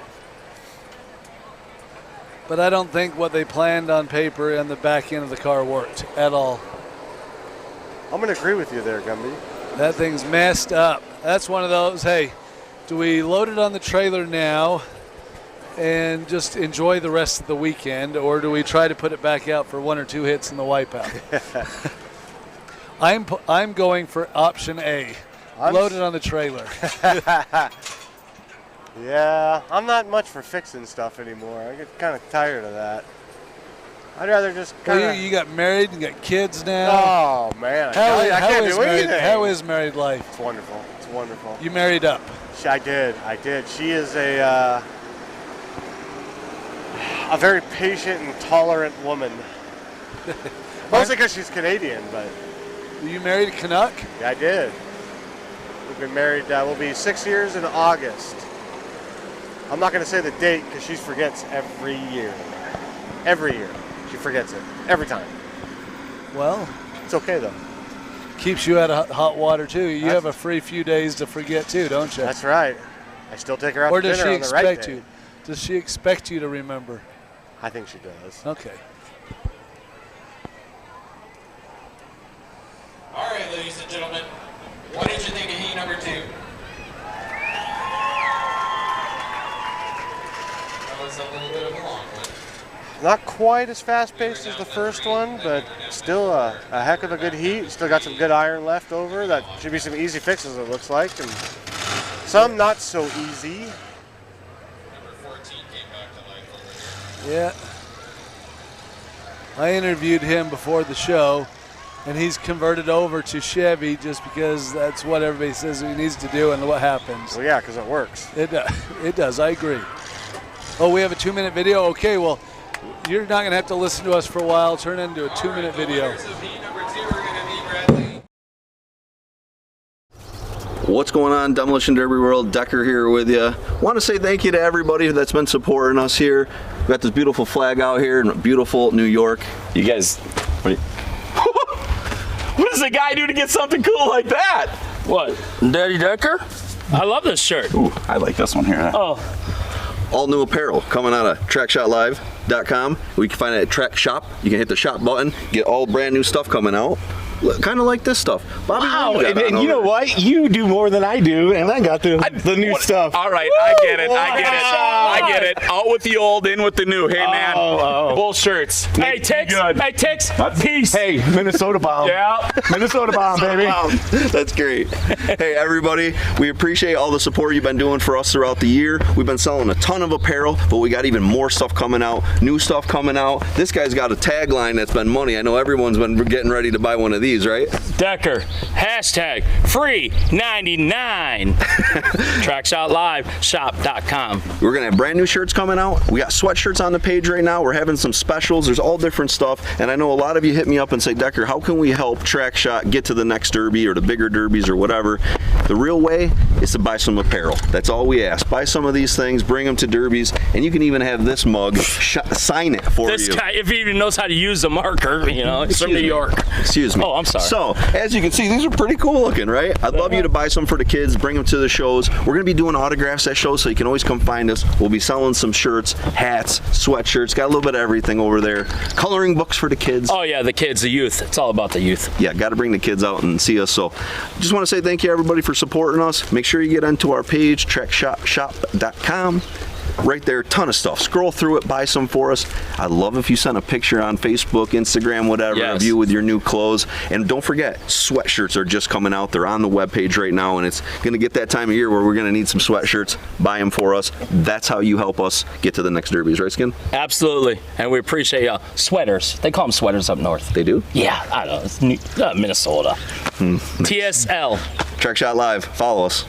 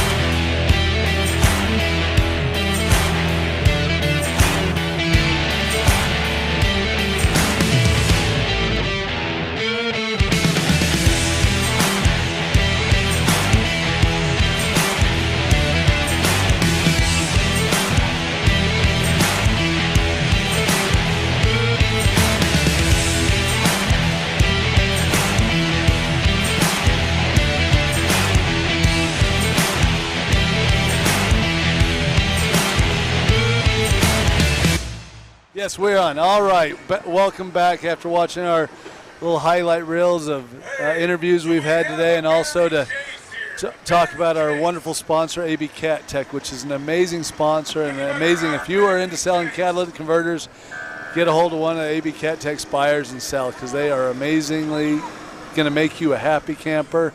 Save 20, take your family on vacation. So, you do any cat buying and selling or anything? You need. I wish I had the time. What do you do for work? I work at Boeing. Oh. 777 wings. You build wings. I do. You know, you're talking about wings. I'm like, what kind of sauce do you put on those wings? Some hot sauce. Okay. So you guys still pretty busy? We're not too bad. Not too bad. I actually took the whole week off just to try and finish a car that didn't get finished, but we're keeping steady. We usually do about 3 sets of wings at a time, take about a week break, and then we do another 3 sets or so. And how long does it take to build a set of wings? Oh boy, oh boy, oh boy, oh boy. So I can't. My particular job, it's 3 days on a right hand and 3 days on a left hand. Total completion time of an actual 777 from start to finish, I want to say I think we're at 60 days right now. 60 days to put one plane out. We were doing one. We were doing at one point. We were doing. The heck, I don't want to mess this one up. I want to say it was one. At one point, we were one every 2.5 days. And that's a big plane. You were building that many of them. One every 2.5 days. What is the cost of one of those planes? I think like the base price was roughly. I think it starts at like $368 and goes on up. And that's not $368,000 either. No. Oh boy. No. $368 million for a plane. Yeah, they're all, well, and they're custom orders, so it varies from airline to airline. I don't know a lot of specifics on it other than the general hearsay of what you see on the contracts that they do sign with the different airline companies, and they like to spend money. They're good at it. I like it. Keeps me employed. And how long have you been working for Boeing? I have been there 9 years as of June. Wow. You know, looking around here, I just love this area. Last year we were here. Were you here last year watching? You're getting a little, sending some love signals going on back and forth. So were you here last year? I was not. I did not make it out here last year. Last year we had all the forest fires going. Yeah, and you could not even see. Super smoky. That building right there, I could barely see. Really? That's how bad that it was. That bad? Yep. Well, I'm a little surprised at actually how small the arena is. I like watching it. I did watch it last year, and it looked. I'm not kidding. It looked 3 times bigger than what it is. It's an awesome arena. I still wouldn't want to be hit all the way across. Yeah. That's what's nice. You only have 8 cars in the heat. Yeah, that's not so bad. You give it a little bit of room. The main event. Plenty of room. The main event will be a 12-car main. That's not so bad. I think it is 10 or 12. Plenty of room for that. I'd like to see Kyle get some concrete and some water out there. You know, maybe get a little more solid track. Seems to be doing okay. Corners seem to be holding up so far. We had one guy get stuck right against the grandstand wall, but yeah, Kyle does. He's doing awesome. Do you know Kyle very well? I've only spoken to him. Oh boy, 2 or 3 other times other than through Messenger, but he's been nothing but super cordial and super polite and just a straight shooter.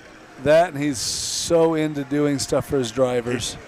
He loves his derbies. Loves them. It's like, I mean, you guys too down south. I mean, there's a reason why we go down there. It's all about keeping the drivers happy. I'm going to pass along a phone number. You want to tell them that? Sure. I'm just teasing you. I know the number I'd get, and it won't work. No, it'll work. No. I would love to talk to him, though. No, it's a tough one. It's just there's so much stuff going on anymore, and they're like our like back on the west side of the hill there, where there's only so many places that are running, and we fortunately for me, like 10 minutes away from the shop is one of the probably the best facilities in the entire state as far as room. It's your least favorite asphalt. Oh, I so want to try it one time. I am born and raised on that. Are you talking about the 4th of July Forks? No. Oh, that looks like awesome so much show. fun. You got to go there. If you haven't been there, you have to go. I'm trying to get TrackShot there because that would be something different and fun. Else. I was lucky enough to go up there in 2012. Of course, we're almost 10 years now. It was right when I moved back from California, and Eric talked me into running a car, and I just happened to luck out into a win on that one. Travis Yeager coming into the arena, number 7. I believe he's out of Tri-Cities, Washington. Kennewick, maybe? That's a 87 or so Lincoln? Mark. Lincoln. Jared Lagaway out of Linden, Washington. Car number 335. You guys are going to Linden, aren't you, later this year? Yes, we are. You are in for a treat. A long day, but a treat. It is a fun show. It's going to be Skinny will be there, and Jason Sauer. Well, throw me on the docket because I'm coming up. I'm gonna hang out with them all day. They will be there putting on having some fun. It'd be great. It's going to be fun to see Washington. Maybe I'll have show. my rib done. I'll just tow it up there. He can paint it. He would love that. Guaranteed would love that. Jared from Linden, he's a hammer. He right from the start, he's just going to be foot to the floor. He is a funny cat. Chris Cook's coming up after Jared Lagerway. I think Chris Cook's out of Idaho, yeah? 88X? Yep.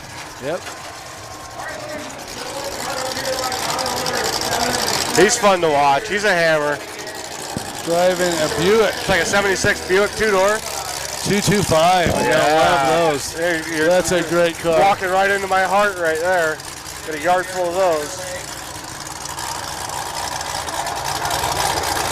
75 Buick two-door, super, one of the cleanest cars you'll see here this weekend. That was Sabre, 059? 059, oh yeah. Matt Salvage or Sage. Again, I can't quite read what it says.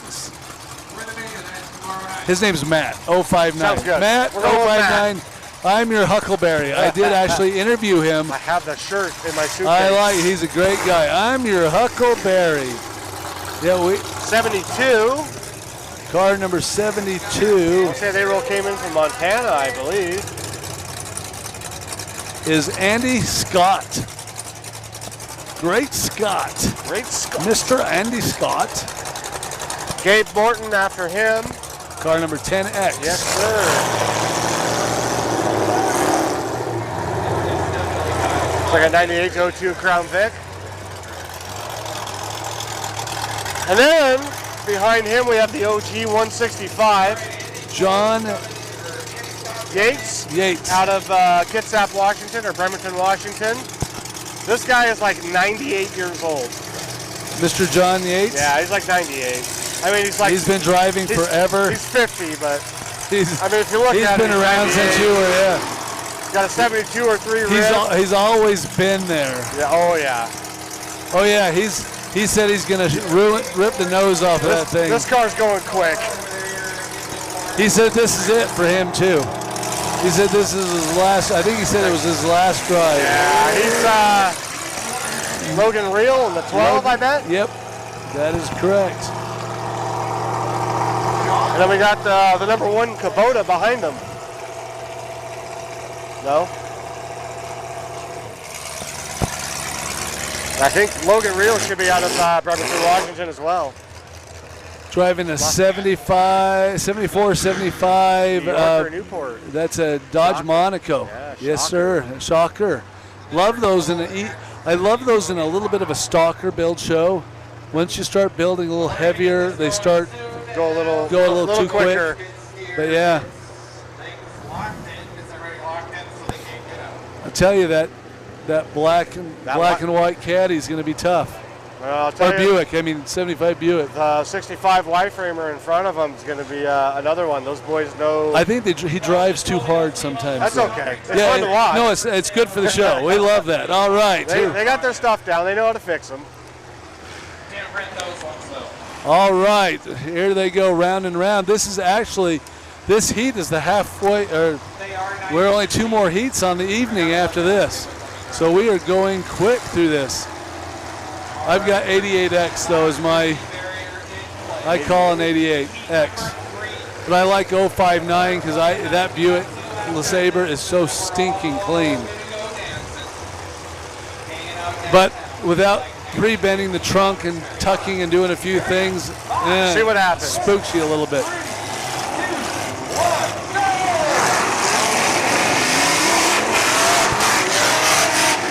All right, round and round.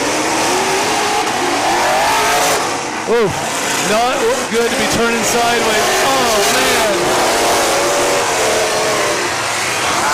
Oh, man. Okay, we got a red flag. Oh, beautiful. Get out of the arena. Do not trip and do not lay down for a nap. Is that a hammer? Yeah, that was a hammer inside the... That's what I thought. Oh, that 75 Buick. It is going down in the trunk already. Oh, 06 165 has pulled his flag already. I know the right front shoved back hard on the 165.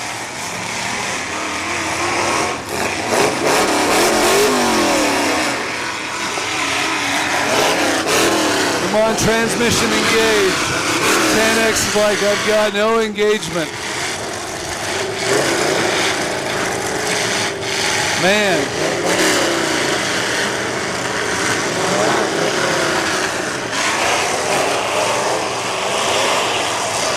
Woo. This is going to be another one of those heats that's over before it starts.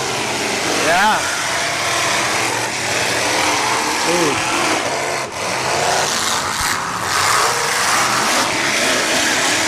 Ooh, swing and a miss. A good hit by the yellow and white Impala, which has lost his roof sign,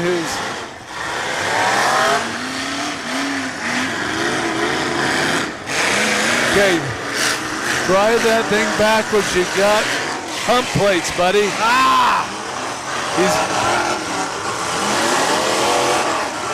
He said before the show, he goes, I'm going to show everybody what the trunk of one of these will do. Because they got hump plates on the 65 New Yorker out there. But he's not showing us. Driver backwards.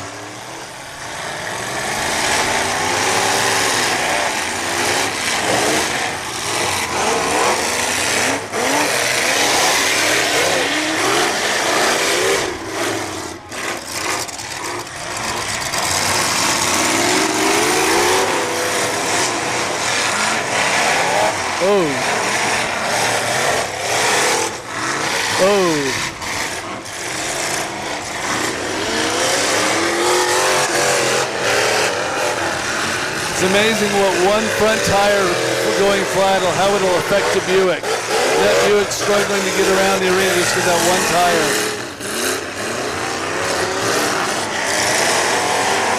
Good shot by that 87 Lincoln.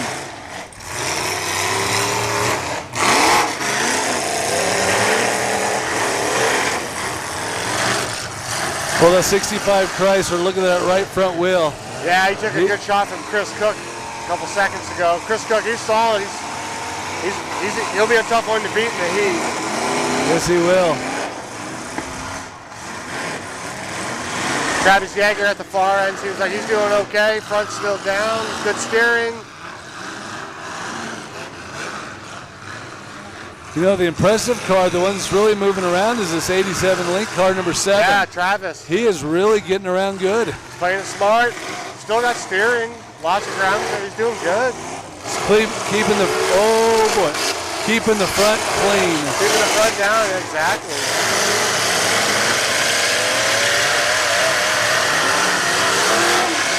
He's done. I'm pretty sure Lagerway's out. Yep, he was sitting for a bit. I could be wrong, but. Oh.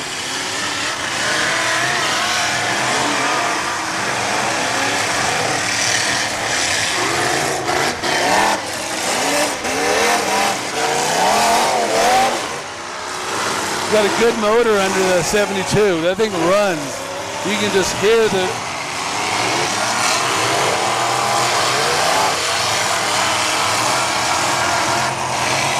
Well, Lagerway must have got in just in time because they haven't flagged him out yet. Not much for steering. Yeah, he's going to be in trouble though before long. 59 car installed. Looks like he's high centered stuck.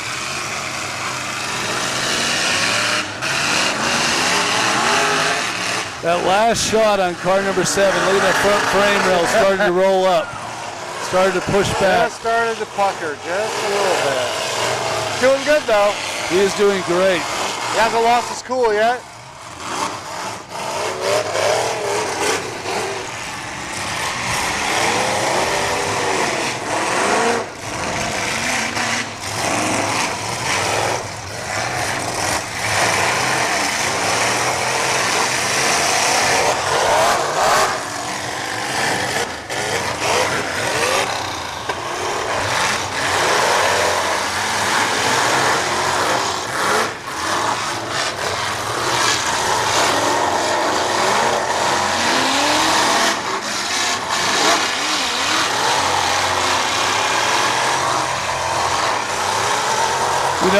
key is just keep moving, lag away. You know, you never know what's going to happen to the cars around. If you can keep yourself in the center and work out, you're pretty much almost guaranteed somebody to drive in front of you the whole time at some point. Yeah, Matt, no 5.9, boy, the cleanest 75 Buick that was here all weekend. Look how that thing's pushed.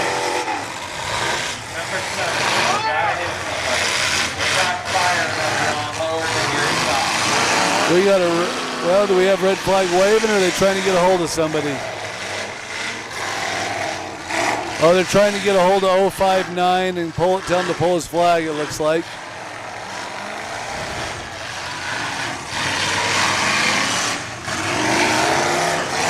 Oh.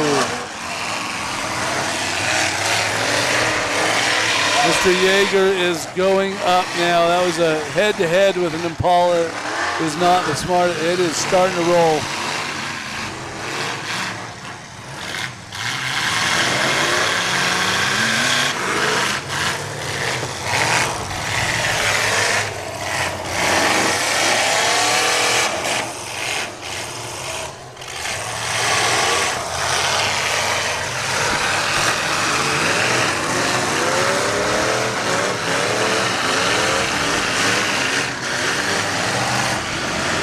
Oh.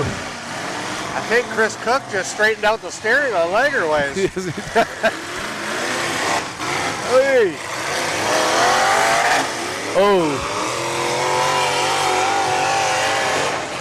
Good hit. And now Lager ways taking it. Stalled out. Okay.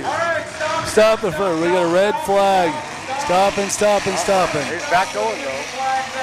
Lights and sirens, but stop for just a moment.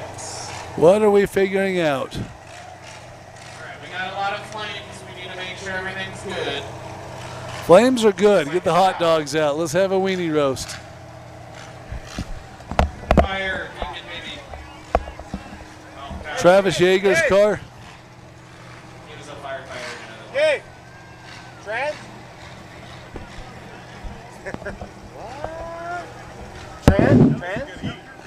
It's been good. But the repair on some of these cars.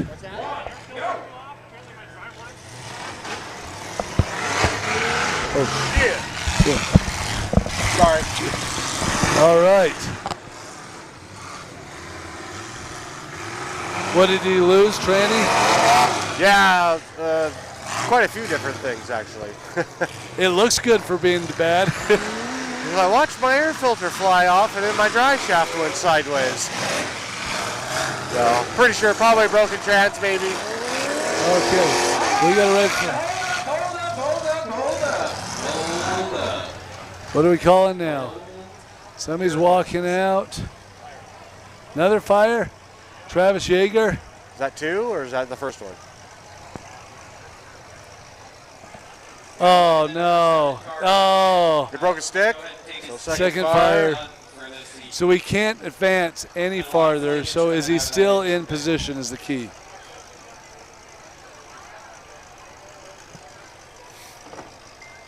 Still have a couple cars going. So we still got Jared Lagaway. Lagaway and car 72. And Chris Cook, right? Andy Scott. 2, 1. Chris Cook's still going in 88. Cook. So it's 3 cars.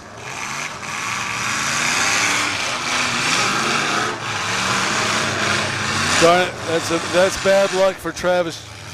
He was doing so well. He was having a solid run. And to be able to get called out for a 2 fire, it's like, man.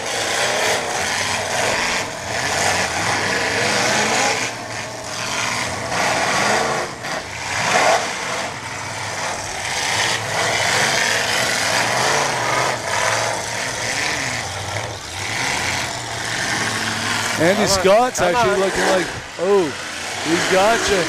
He's got you.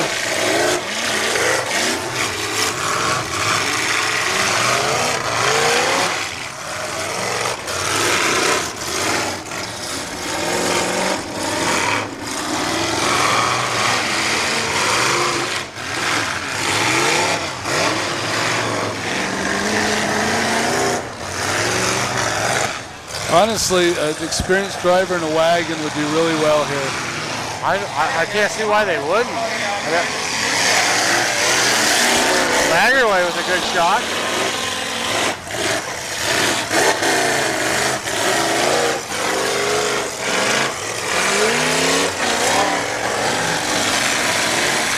Lagerway does not have much left on the front of that car, though.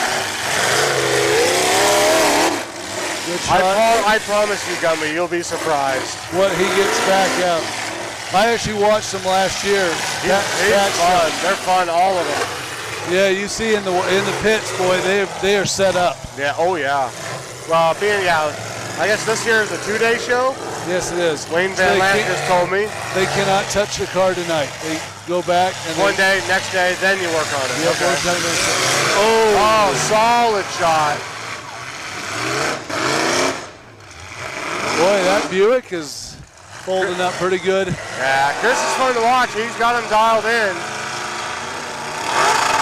Oh! Don't tell me you just got I think stuck. the drive shaft just might have broke. Oh no!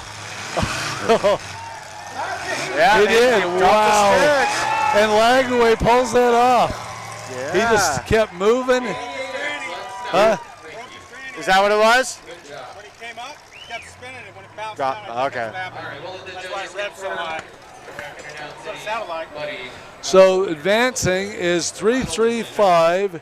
Jared Lagerway. 385 Jagger Lagerway. Is it 85 or 35? 335. It's actually 335 Jared Lagerway and car number 88. Chris Cook. Boy, 2 minutes before that, I would have never called that finish. No, not at all. Lagerway held in there for all day. I mean, he did good. What a heck of a run. He's got it bent, but they'll pull it straight and they'll fix it. I promise. I thought he was running good, and then 72 car. Yeah, the yellow one. He was doing great. What's going to be interesting? You look at the three cars, the first three cars out: the 75 Fury, this Vic, the Riv. New. Yeah, the Riv shoved back pretty hard on the right front. Yeah, he came around and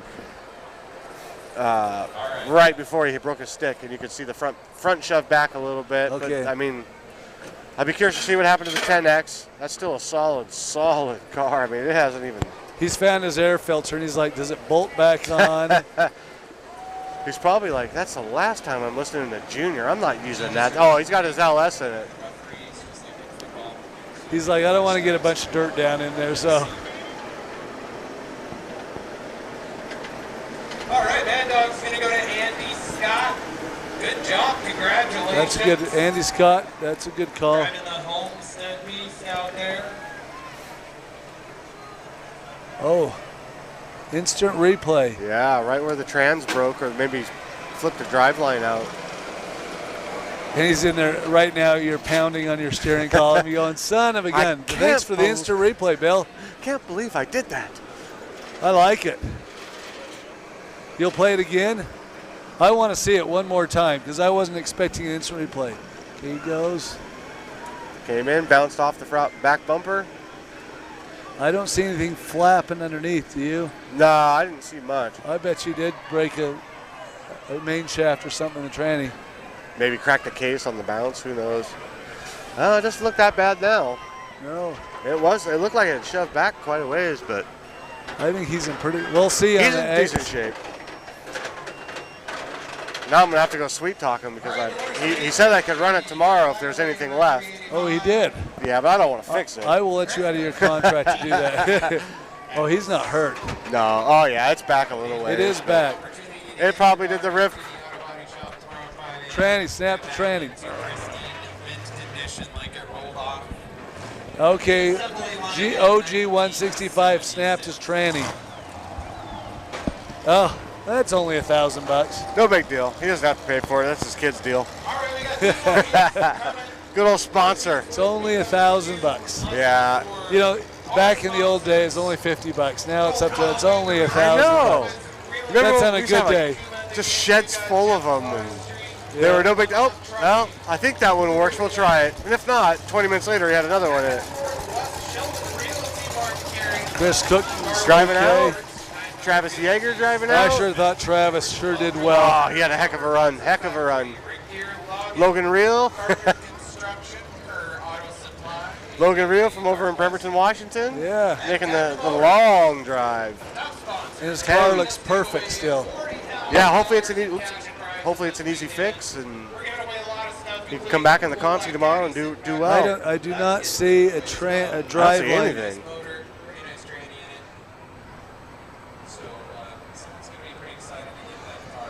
Homestead, yeah.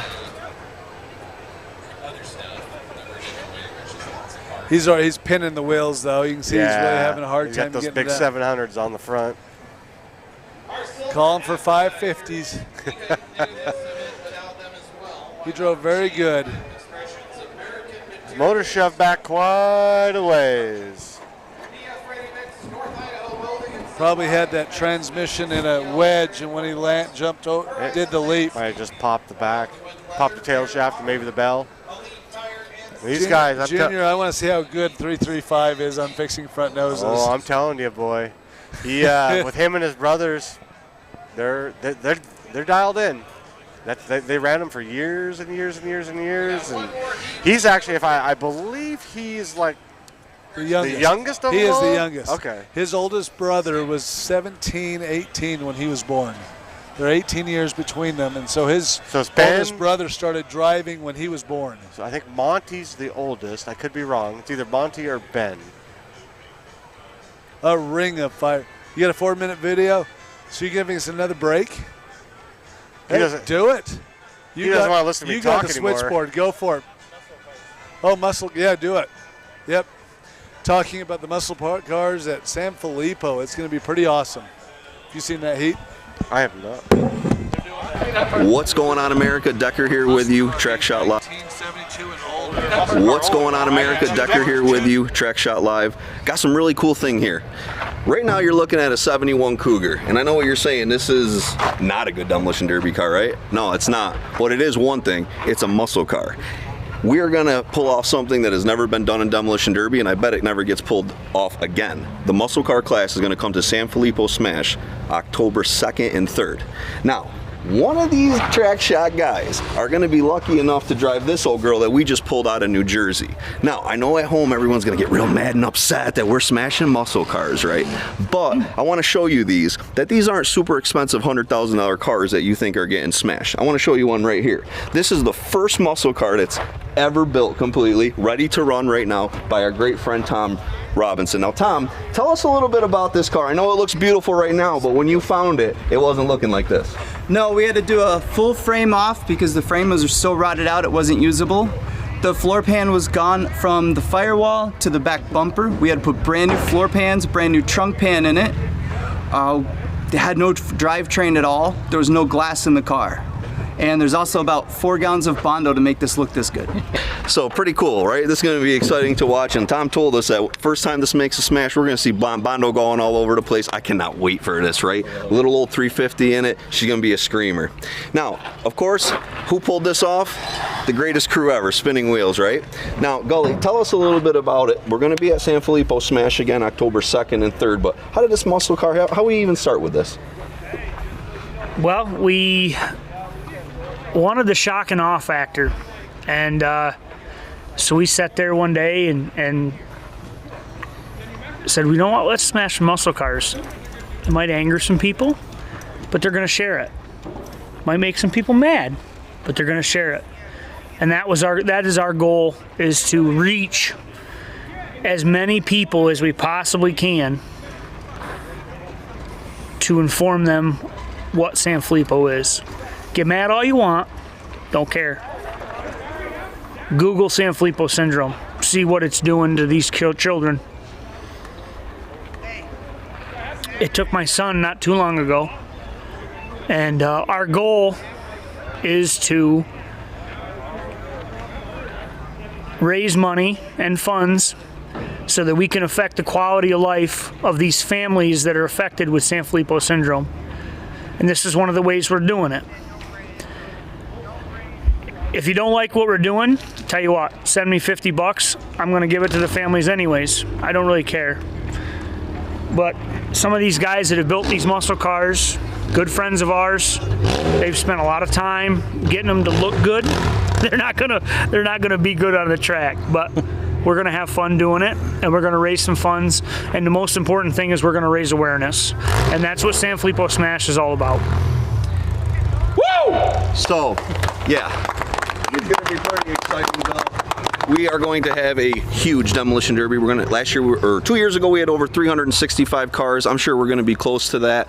When we had the relic class, and this is the group that invented the relic class, over 2 million views on our first one. We're gonna crush it with this muscle class. October 2nd and 3rd, San Filipo Smash. And check it out, when you get here, this guy could be painting your muscle car.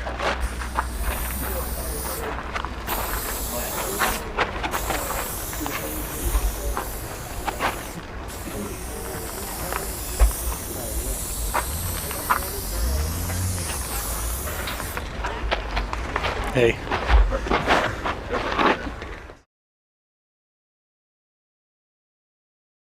I cannot believe how fast we're cruising through this show tonight. You know, we have got 2 more heats tonight, and then we will be going into a break for about 14 hours, 15 hours.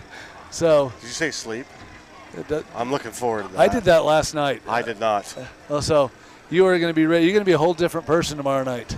Yeah, sunburnt, but I'll still be rested. Well rested. We got nice hotel rooms. You know, they're king beds with 6 pillows, a river going through the back. You know, that tranquility of water rushing. Open the window, hear the water. It's going to knock you out. You're going to send pictures to the wife, and she's going to be like, I'm just going to sleep on the balcony. Well, that's okay, too. If you get tired enough, it's comfortable.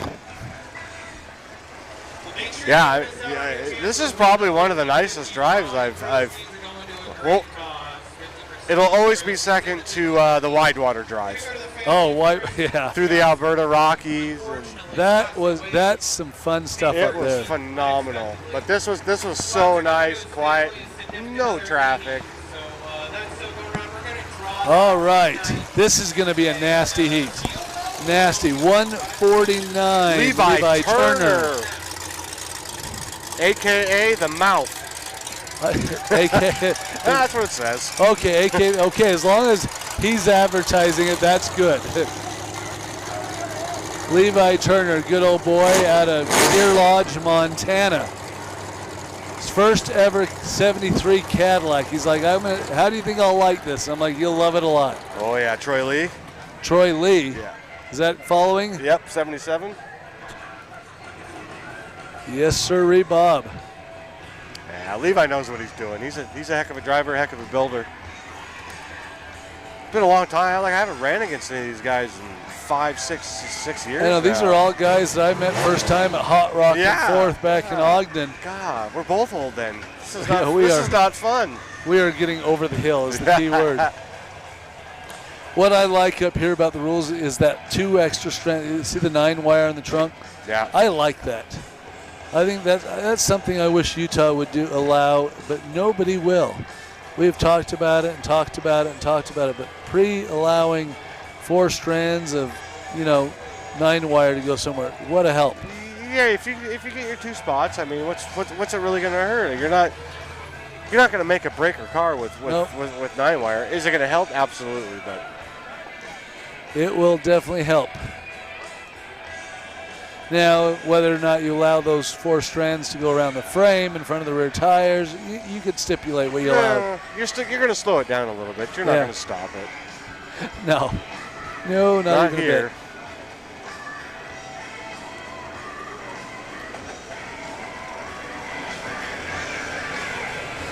Well, tomorrow it'll be fun because we'll get here relatively at a show starts in the evening. We'll probably get here at 11 or so and start walking around, looking at people's cars, interview them, talk about what they're doing to get the cars back on the. That's honestly, I think, some of the funnest interviews to do is when you're seeing what people are doing, what they're having to go through, and see what they started with from the night before, and what they had to do to get it back to where they're at now, and hopefully be able to compete the following days. Be like me, I wouldn't have done that. No, I wouldn't have.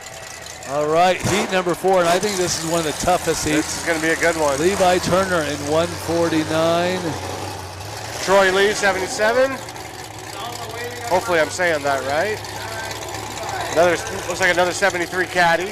Out of California. Yes, sir. He is a promoter, and he's already put on 2 shows this year himself. One clean Cadillac. Yes, it is. Well, those California cleans, man, I tell you. Lucky them. 15-13? 15-13, AJ Sanders. And it looks like a 70, mid-70s shocker. Donovan Burr in the 23 coming out after him. He's over from Bremerton, Washington as well. A lot of Bremerton boys here this year. Oh, Mr. Burr.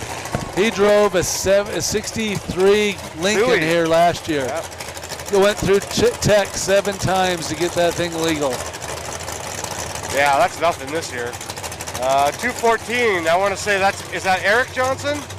214 is Nick Johnson. I always get it back. Johnson. They're twins.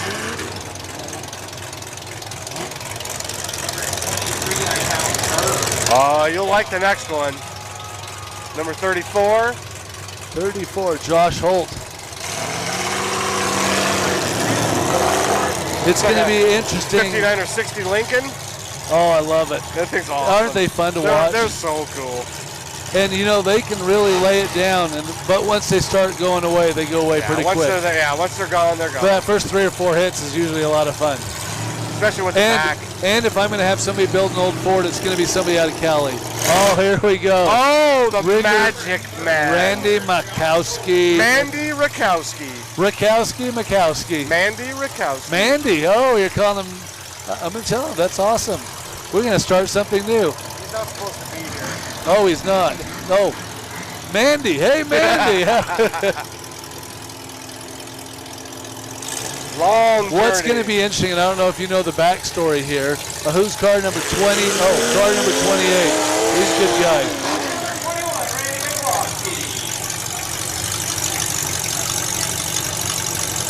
Is Stan Page.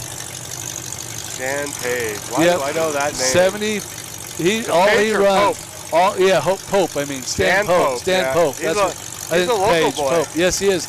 And all he runs is these marks, Lincoln marks. Yep, the old Lincoln Lincolns. marks. What's interesting is watch car number 77, 34, and a couple of those. I think they're going to go after 23. You know why, don't you? I think there's some animosity. We're going to find out. And it'll be fun to watch. I'm just here. Oh, yeah. I'm just here to watch. I'm just trying to educate our spectators of what might be happening. I was not there when anything was said, if anything was said, but if it was said, I was told that that was what was said by that said person. I like your explanation.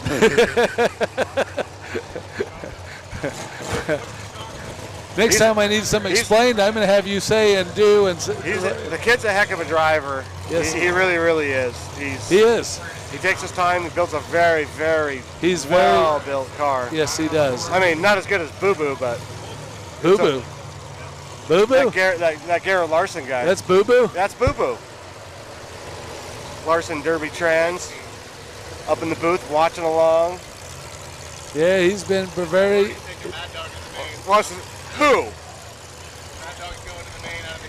Which one? Donovan? Oh. Wouldn't surprise me. 4. That's a solid heat. That's a rough heat. This is the hardest heat of the night by far.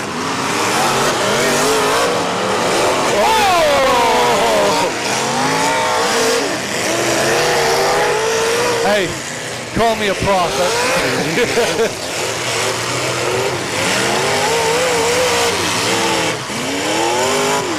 Look at the front end of that 1560. Look at the front of that 60. It packed that hard. Don't sit there and wave your hand at the driver's door, dude. Yeah, you don't have any right to do that. No. I don't like that stuff. Nope. Makowski with a good shot.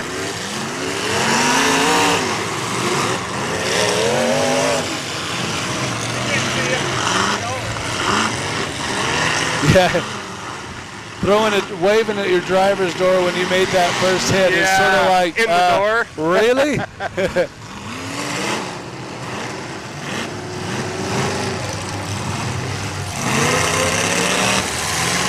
Couple drivers, quite a few hitters, and a few people that we just. Good hit by Mr. Pope. Laying in the front of that Chrysler hard. Look at that, cleared the bumper and just junked the front.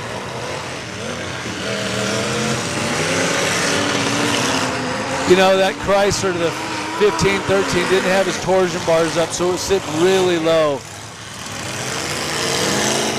Look at how the front wheels are laid in already. Torsion bars. Oh, that shocker there, yeah.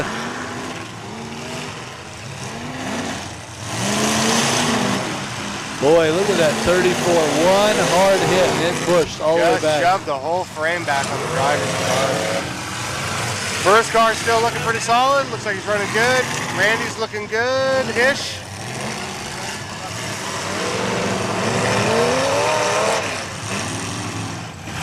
Don't know if he's got steering or he's just doing what he does.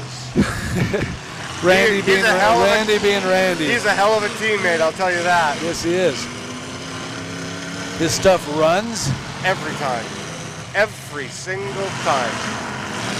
You don't call him the hammer, but you know, no. He's the finisher. Yeah. We had the... No, don't do it. After we won that Mania show in 17, it was... Randy was the legend and I was the closer. Oh, here he comes, right in the wheel. No, not the back one. He really doesn't like that car. He hates the car that he's driving.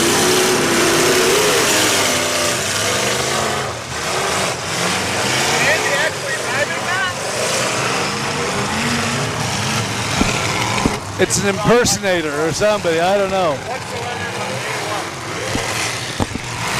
Let's go from looking back.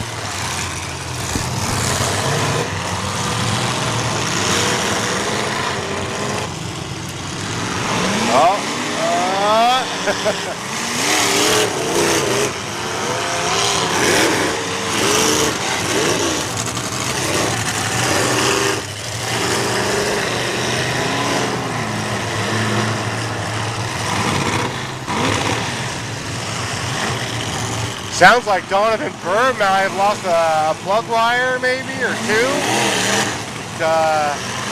Not running too hot. It doesn't sound like it. Maybe I'm mistaken, but he did take a good shot on that pillar and front fender. You can see he got laid in pretty good. Yeah. That sometimes can rattle something loose. And he's still running super solid as always. He's got his baby motor in there. I know Randy's running a guard today. No. That's a guard. Drop.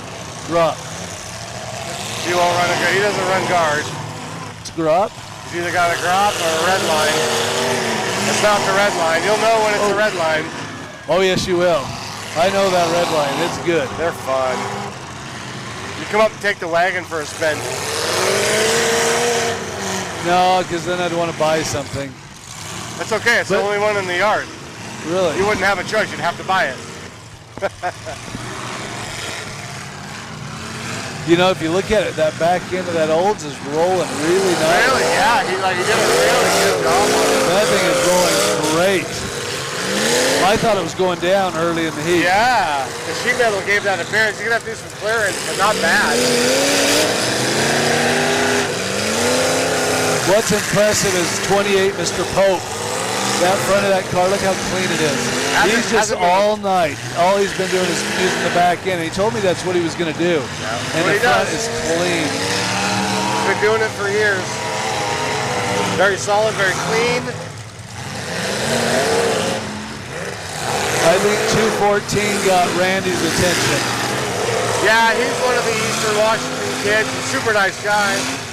They both like to play the same game. Levi's broke a tie rod, tie rod. Tie rod.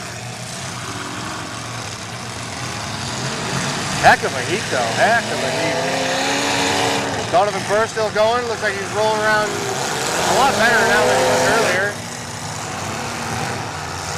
Randy is just fully engaged. He's just doing what Randy does. He's like, I'm after 214. He knows how to play it. He's just, Randy's the wear, you know how he is. He likes to wear you down a little bit.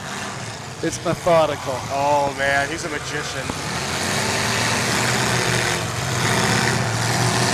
Like I say, can't ever ask for a better teammate than him. How many times do you have the opportunity to run with Randy? He's my brother-in-law, so we ran, I think, 6 times. He's total. your brother-in-law? Yeah, I married his sister. Things we find out and shit. Things we find out. I've known, oh boy, I've known the family for 20 plus years, and they're all great people, all of them. I did not know that you married his sister. Yeah, 2015-ish.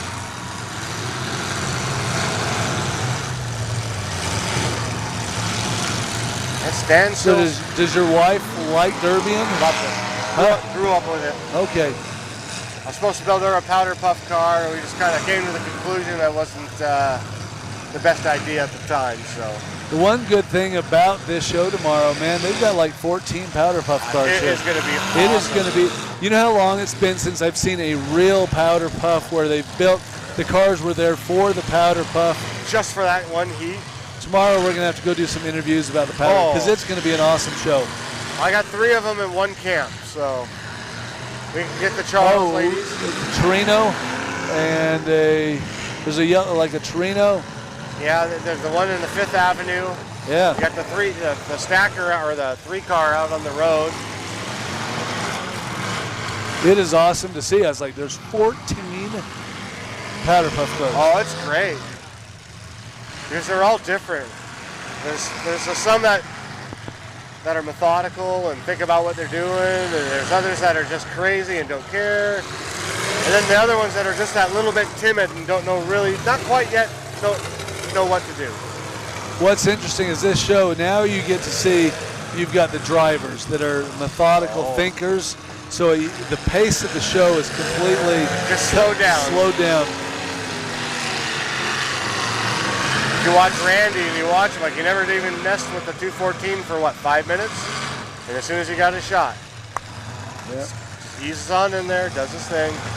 I don't know if Burr's got steering. It looks like the box might be binding up a little bit. Troy Lee still cruising around. Nick Johnson, I believe. I already forgot.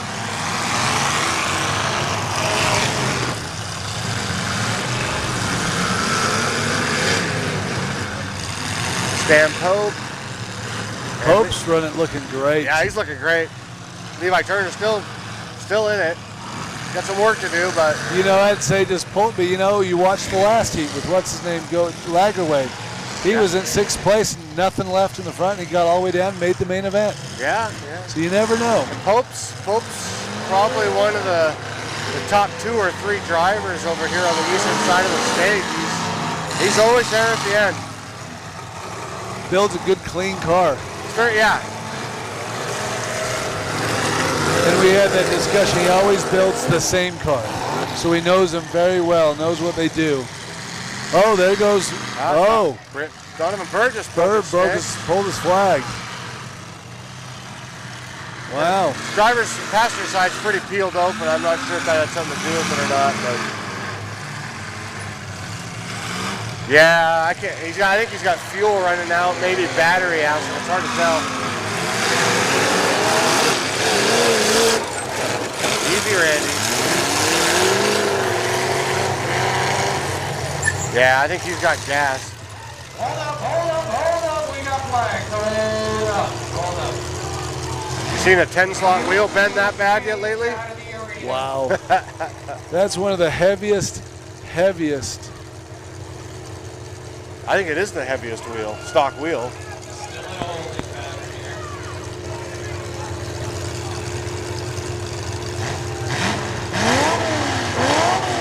Wow, that 10 slot is. He's running a postal. Yeah, everything wraps around those. Does that sell you on axle savers? Man. So who do we got left? We got Randy, looks like Troy Lee, Stan Pope, and Nick Johnson. All right, we're going to get it going again. Are we ready? I think. 4? 2, 1, go! 1, 2, 3, yep. We got 4 left.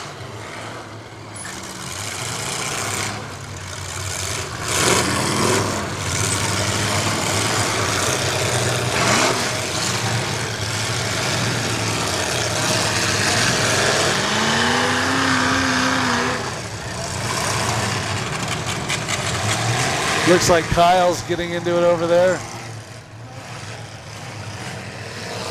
Yeah, he,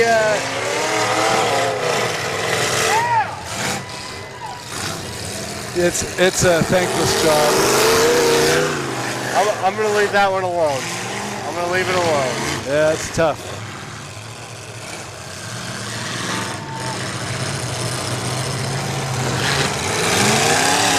Oh, nice shot on Mikowski, right into Johnson.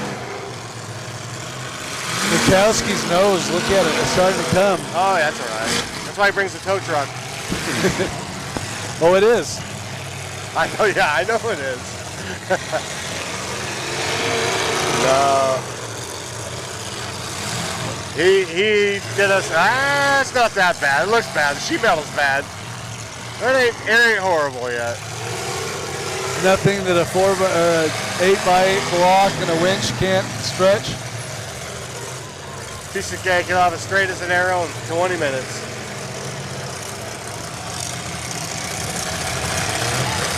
All right, orange flag, red flag. Got a 27-850 sitting out in the arena that isn't going to hurt a thing.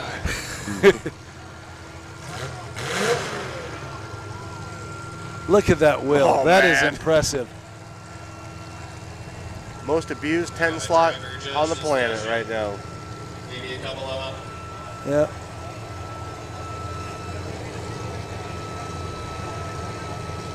It's been a pretty good heat so far. Lots of hitting. Lots of cars still running. Man, still going at it. That's Donovan's dad, Rich. We've been going. We ran together for almost 22 years. Heck of a builder, heck of a competitor. You know, I don't agree because things happen out here. Yeah. And you know, do I think the guy drove across and hit him with his flag? Yeah, he did, but maybe he didn't think about it. You know, whoopity doo dah. I mean, it happens. Yeah, exactly. I've hit somebody without a flag. Have you? Oh, who hasn't? Yeah, We've all it's done like. it. If you've been to Utah, you hit somebody without a flag. Oh yeah. Guaranteed, promise you. I agree. It's like there's no. Whoops. He didn't have a flag.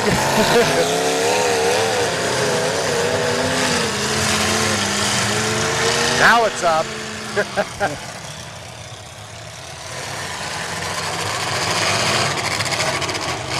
I think Pope might have broken a rear axle because he's not able to get rolling super quick.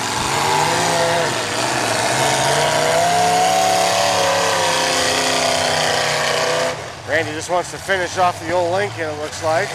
Make sure it doesn't come back for tomorrow. Uh-oh. Oh, he might be hung up on it. Oh, he's bumper. There he goes.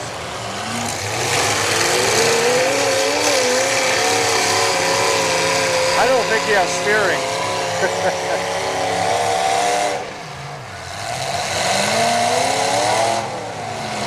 Oh, no, not the bumper. Oh, really? Now you stop it? Oh, he's still moving. We're good. 21, stop. 21, He's getting off his bumper so you can get it out. It's good. You forgot your bumper. We'll set it over here for you.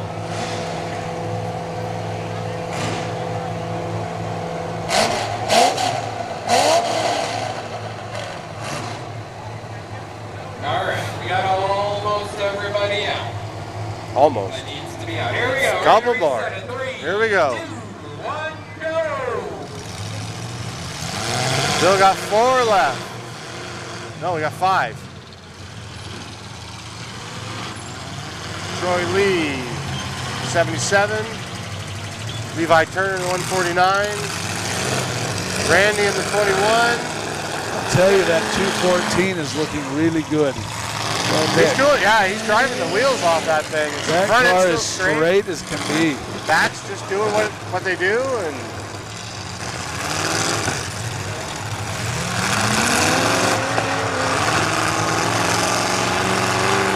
it's Nick Johnson.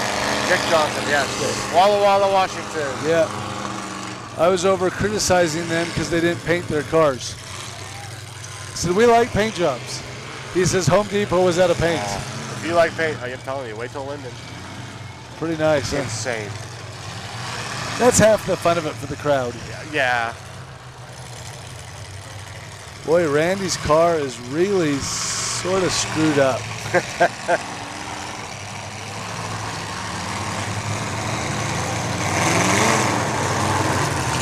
And nobody's going to hit him. No, they know who he is. They know, yeah. Why unstick him when you don't have to? Mr. Pope is stuck on Randy's back end. So you're eliminating 2 cars by just not rubbing paint. 140 keeps, 149 keeps, Levi Turner keeps resetting the clock by bumping him. Yeah, as long as they're on the clock, then a couple of little taps and keeps him rolling.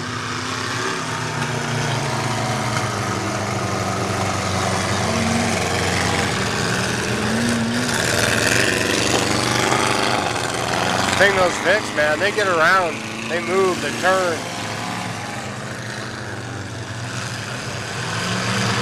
Oh, nice. Mr. Pope is pulling his flag. That's going to mean that Randy Mikowski is out too. I'm pretty sure Randy was out first.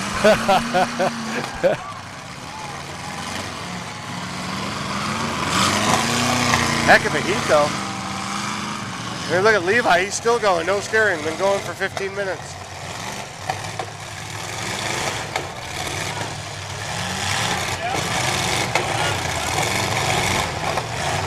Again, it's just like 6-6 or the last heat. You never know. Is this the last heat of the night? One more. Okay, one more. That's what I thought. One more heat. There's definitely going to be some people eating crow tonight.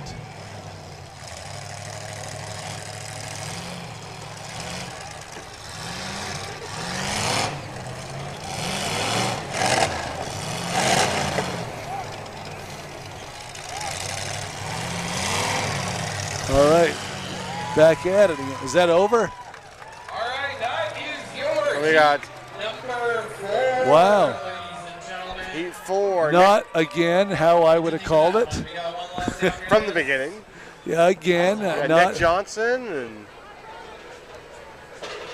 they give it to Levi? Or I absolutely hate my phone. Can I tell you? What did it ever do to you? It keeps going back to where I have to look everything up again.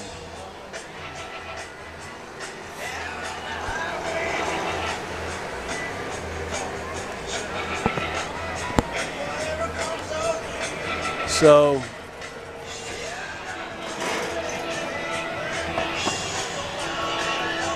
who pulled that off? It had to be 214. That should be Nick Johnson. Nick Johnson. I haven't heard an official call. Leia, no, did Leia pull his flag? Troy Lee. Troy Lee, did he pull his It's flag? either Troy Lee or Is Levi his flag Turner. up? It looks like it's still there. Hard to tell from here. Yeah, it's on. It's on there. Nick Johnson and Levi Turner is who they're calling advancing out of Heat 4. Okay, so the caddy with no steering. It's a heck of a job. That's a lot of work. These sponsors contributed significantly to make sure this event happened. That's Coldwell Banker Realty Northwoods, CJ Tuma, Jet Forestry, and Mock Trucking. Uber League.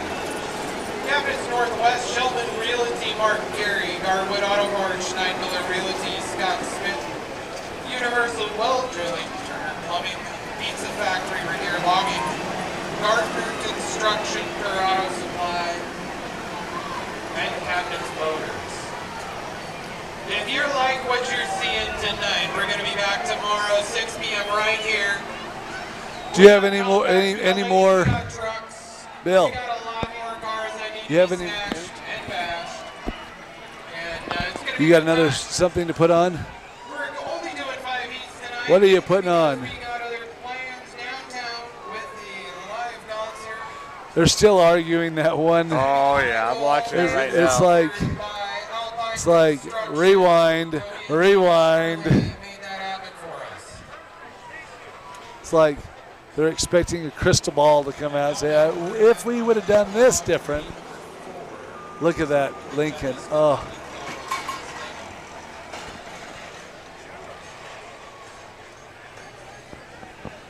Hi, buddy.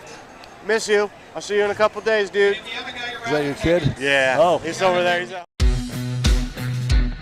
What is Decker's problem that he's got to have all these cars out here? Like he thinks he's a professional driver. I mean, And then, yeah, you can sell like shit. county fair guy, this Josh Decker guy, like Okay, now I'm thinking. all these cars out here, and like he thinks he's a badass, and with yeah, that's I mean. But where? But I mean, where does it come from? I don't.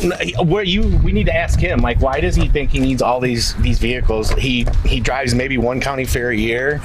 He's got bumpers. Like look at the bumper that's on this car for But I mean, he is the world-renowned Decker the Wrecker. I mean. I just don't understand why Daddy Decker has to have all. I think he thinks he's good. Decker, Well, you think? Wait, Decker who? Does he have a sticker or something like that? I mean, there's got to be one on a mailbox or a refrigerator somewhere out there for him. I mean, this is. Yeah. He's got all these cars, and he had to get his cool T-shirt that you got. I mean, you're supporting him. So, did you help buy these cars? Oh yeah, this is Decker. This is Daddy Decker. Yeah, he could probably afford another car out here. But why would you have all these cars? Hey, Brockway. Did you notice that there's a couple Fords in here? At least he's figuring out where it's going. So he calls me every once in a while, you know what I mean? Like to make sure I stay on track, stay, focused, not bad. So then he does take some things from me, and that's why he's got a couple Fords. But I don't think he's worthy of driving a Ford. Are you gonna ever hand over any of those looks in like that, just the kind of fun part? Should we? Does he? I tell you what, how about if we flip a coin and he's just not along to call it? Okay. Yeah. Yeah. Get back to. I think, Skinny, what do you think? We'll flip the quarter. We'll even bring some silicone. Yeah. So when it lands, we at least can be sealed. And we got a quarter. Let's do it live here. I got no change. How about if we do it with a $1 bill? Oh, 100. Because either way, whatever way it lands, he called it wrong. Yeah. All right. Yeah. Minnesota Dynamite. Minnesota Dynamite. It's baby. tails. It's tails. Yep. Decker called tails. Yep. Heads, he lost. I wonder where he is. Like, here we are at his house looking at all these cars. I mean, he's probably inside sleeping. The thing of it is you don't really know this, but Katie, she's got the floral shop and everything like that at Rosa, and next thing you know, Decker's really he's a behind the scenes flower placer kind of guy. He fits in just fine. I bet he's the one that picks all the colors, and then they put them on the internet so you can pick. I bet he's the one that puts the purples and the pinks together, and then he comes out here, acts like he's a tough guy with these cars, but actually he pays kids to strip them, I bet. See, he pays Sour to keep his mouth shut because Sour knows the colors that blends together, the pastels, the frails, the whatever, all that stuff. And Sour's. I'm supporting. Hey, he's auditioning for HGTV. Hey, hold on a second. I was listening to all this. I got good news for all four of you. You're fired. Enjoy it. Yes! Go home. Laters. Who are you? Get out of here. This guy comes up out of nowhere. Like, oh, see ya. Okay, so can you tell us, like Tix and I've been to like Mayhem, we've been to this, I know you've been to some big county fairs. I mean, I know. Why do you need all these cars, sir? Like, I would not be the only one asking this if other people came here. So can you Funny question. When I was younger, right, there was derby guys, huge derby area where we are in New York, just huge, so competitive. Everyone had tons of cars. And I remember one time going to a guy's house and he's telling me that he bought this car and what a piece of crap, he's going to push it to the back of the pile and never derby it. I say to him, why would you do that? So you couldn't get it, is what he says to me. He would buy cars so other people couldn't get them, and you'd have to run the junkier ones. You'd have to go buy other stuff out there. And I said, wow, I'm onto something right here, right? I'm gonna buy all the iron that's around, and then you guys gotta run the junk.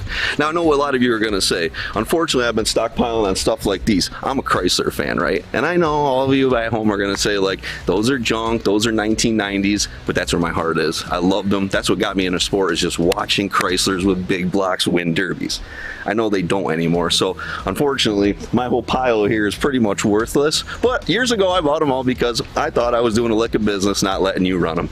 But another thing, as time progressed, I've kind of changed. I actually like buying cars now and selling them to people. I've kind of changed a lot and kind of supplying our area. It's actually getting harder to find cars, and I almost love selling a car to a guy, especially the younger ones, and they go out there and they kick butt with a car that you found for them. It's kind of a good feeling, so that has kind of changed for me. So yes, I know it's a little weird. Everyone says, Decker, how do you got all these cars in your front yard? Because this is my front yard. I don't know. I just dig it. No one yells at me, and I don't know. Every day I pull into my driveway, I got this big smile on my face because I got 40 old irons sitting here, right?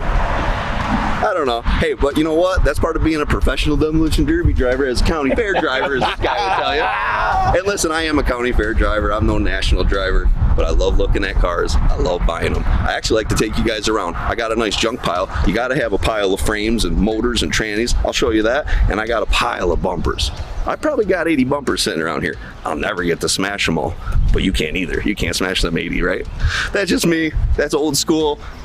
I'm sure things are different now. When you're a big wig like Bobby, Blizzard Bash champion, qualifying team, you don't need all these parts, right?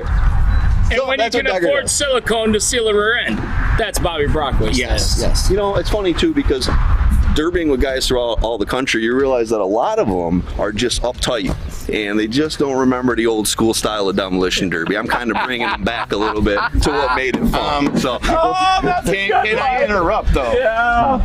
You made the comment, the qualifying, Kansas, blah, blah, blah. I have been lucky enough to be on good teams. Yeah. Very, very blessed. Yes. You ever heard of Bobby Whitaker? No. Who is he? Is that B-dub guy?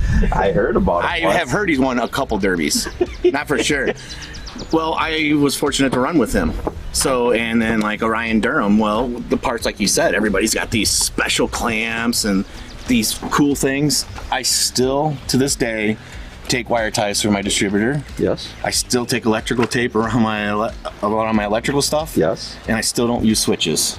Never do. I'm 3 wires. So I didn't forget where I came from, Decker. Nice try. I like that. Hey, Decker, I do got to say one thing. Thank you so much, brother, for the youth. Yes. Youth's been great.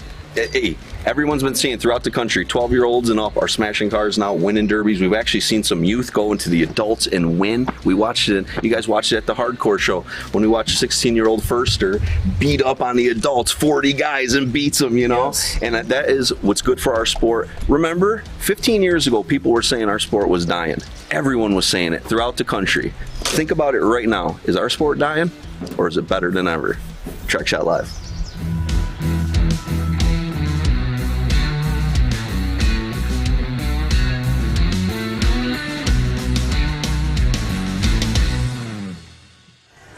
That was a pretty cool video. I need to go to Josh's house and check out his fleet of cars. Looks like he has a pretty nice stockpile going. Oh, yeah. It's like the only one in New York that's buying cars. I don't know what's going on with that. But, yeah, we are down to one more heat. You know, that last heat was just, you know, when we were over in the drivers' meeting and they were having the heat draw, 4 popped in my mind as the toughest heat. That was a unique heat. You know, there was a lot of... It got down to 4 or 5 cars, and it just instantly slowed down because it was all experienced drivers, knowing who you were running against and trying not to use up the car. I think all of them knew what they had to do to try to get to that for the main event tomorrow rather than go through a consi, because, I mean, how many of those cars in the last heat were still good? 1? Yeah. Maybe 2? Yeah, Nick Johnson's car He still looked pretty good. He looked pretty good. Actually, Levi Turner, he was actually pretty good shape because he broke a tie rod early and then ripped off that rear wheel, so he was limping the whole heat. Yeah. And it wasn't really taking a lot. There was other drivers worried about other people. You know, there was one driver in particular that seems like they were really wanting to get a hold of him. Yeah, well, I know how many times I've beat him in 25 or 30 years. Really? Yeah, I know exactly how many. Twice. Once was warranted and once was not. And we're talking about Mr. Mikowski. Mikowski, yeah. Rikowski. Yeah. That's not here in Idaho. Yeah. That's he's right. He's a wheel man. He can just. He's got it. You know. He does. Like I said, he's the closer. You know, if you have a big four-man team show and you're looking for a driver that's going to help finish at the end to get you advance you, he's one that you want behind the seat. You want him there. You know, he's got top-notch material. Every time. Everything runs like a banshee. If he doesn't build it and he has somebody else build it, you know he's paying good builders to build He's got the cars. right people. I know a lot of them are getting built in Utah right now. I think part of that's just because of the whole border situation. That and the location of where they're running those cars too. Yeah, for him it's simplifying it in this particular, in the situation that we're in as far as Canada and America. It makes it a lot easier for him, right? Like he just hops a plane now. I wonder how close that is to being over with. He is, I want to, if I say July 22nd, it's not going to happen, but it was supposed to be end of June, or June 21st or 2nd, and then they went ahead and pushed it back one more month, saying that would be the last one, and we'll see what happens. I doubt it. Do the Canadians not have the shots yet, or what is it? Oh, they're. You're closer to the border, so you probably hear the stories. I don't know what the reasoning behind that is. They want to be at a certain percentage of vaccinated citizens before they just open the border back up. Well, this next heat is going to be really good. We have last year's winner of this show, Mr. J.J. Randall. Oh, Mr. Randall. Really good kid. Awesome, so quiet. He's too quiet. I wish he was a bigger, I wish he was a little bit more of a talker. He'll get there. Maybe we'll pull him up tomorrow and we'll go interview him out in the pits tomorrow. We'll lean see on if we him can get him to. It's pretty good kid. He's an awesome kid, super polite. All he wants to do is learn. That's all he's doing. And his dad's been doing this for every bit as long as I have, and he was a sharp driver. He's very smart, very meticulous, picks his shots, does the thing. He came to May Mania this year, and they took second. Him and Joey. Joey, and you know, JJ drove a really good, smart run. He's sharp. I was actually, for somebody young, I'm like, man, you can tell he's been around He's it. been watching. He's lived. So he knows when to do what needs to be done. All right, car number. Bobby Walker, number 105. Where's Bobby Walker out of? I think he's out of Tri-Cities, which is eastern Washington. He's always a hammer. 75 or 6 caddy, I believe. He's a shower, huh? He's a showman. 74 caddy. You see the arms coming back down there? He likes to just go out and get it over with. Awesome. Bobby Walker, car number 105, the Hammer. We like the Hammer. Eric coming out, Johnson, 222. Yep, his brother just won last heat. Is that correct? Yep, yes sir. Hey, he put a little color. He put a little color on the car. I like color. He had enough spray paint to paint the hood and the trunk lid. They've been doing that as long as I can remember. Oh, so he never paints. Painting the numbers on, yep. Car number 1889, Braxton Eubanks. He was a rookie last year running a 75-76 Buick Regal. Really? And had so much fun. He goes, man, it was funny. He said, I hope I bought a car that's going to last a little bit longer. Yeah, good choice. Yeah, Bobby, he did a really good job.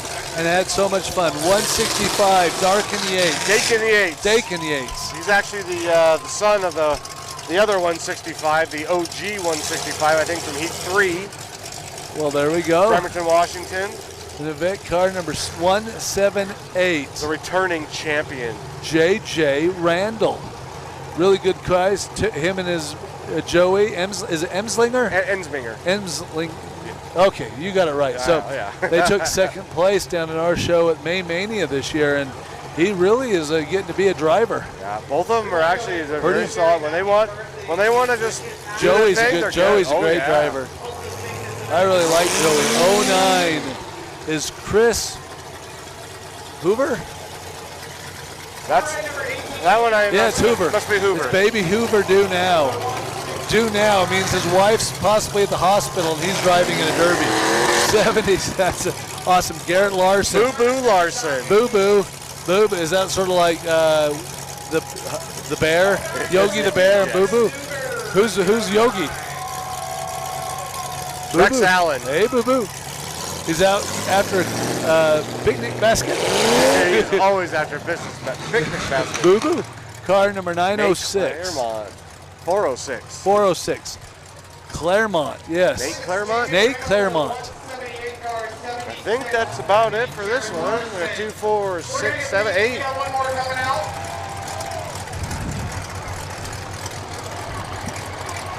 Shoot, I don't even know where to go. I would have probably gone after the Silver Caddy, but you told me he's a hammer. Oh, he's going to go out and hammer. My guess is he'll probably be. I think he'll move on. Him and Johnson for sure. You can tell Johnson's Johnson's gosh, man, there's four. Dakin and JJ are both solid drivers. Dakin's going to go crazy. Never mind. I take that one back. He's like his dad. Dakin is? Yeah, the 165.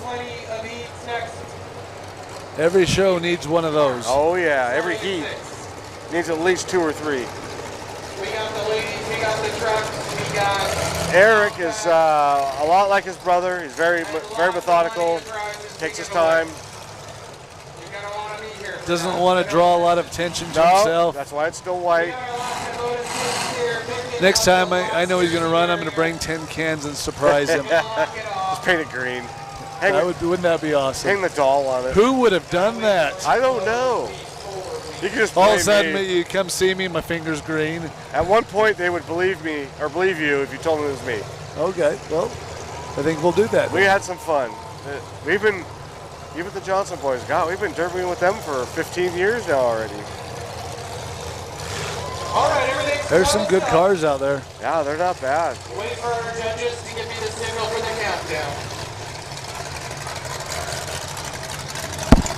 The 74 Fleetwood, I think. Yeah, a little bit long. Yeah, by a lot. 4, 3. Here we go. Last heat of the evening, everybody. Enjoy it. J.J. Randall just jammed it in reverse. Oh, look at the front end of the 09. Boo Boo's no slouch either. Boo Boo? Yeah, Jared, sorry. Boo Boo? I don't mind calling him Boo Boo. Oh, there goes those wheels. Oh. Nice! Oh, right in the door, dude. Oh, and he broke his flag. He's broken his flag. Yeah, probably a few ribs. That's Stop probably going to end Walker's night. Oh, he's that hurt. Was pretty bad. Yeah, we got a stoppage here. I'm okay with door shots to a point, but that was pretty bad. Yeah, that's. All right, and his stick is broke. You know, that's really, unfortunately, not a bad call. No, it happens. It's happened to everybody. But it was just a clear. He wasn't. Yeah, he didn't do it on purpose. No. But you know, at the start of the race, when your blood's pumping at 400 miles, you know, it's. That's the downfall to a pointy.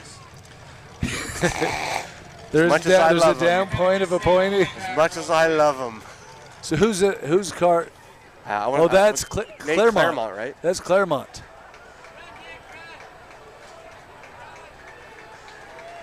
All right, you hate to see that.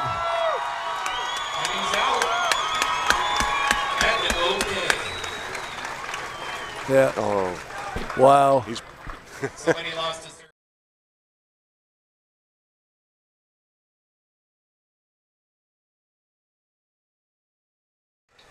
Get the elbow up. Ooh, that was a hard shot. He was getting tag team pretty Nice. good there. Oh, I mean, He's when walking it you off. look at the driver's door and it's on the inside of the frame, Dead center. you know, it's like that was. Oh, they're putting 105 back in the arena. They just put his flag back on. Really?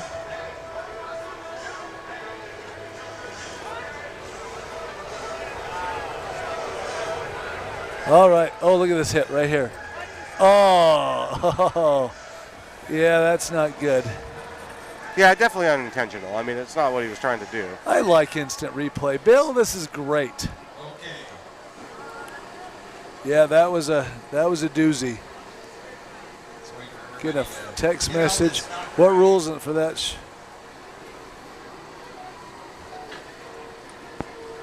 Derek, the rules for this show are it's a limited weld. Wouldn't you call this a limited weld? Limited weld show. Yeah, it's not, Very limited not weld. crazy build. On the repair plates tomorrow, you get 6 total, 4 in front of the cross member. So it's probably a little bit less than a Stern Dirt show.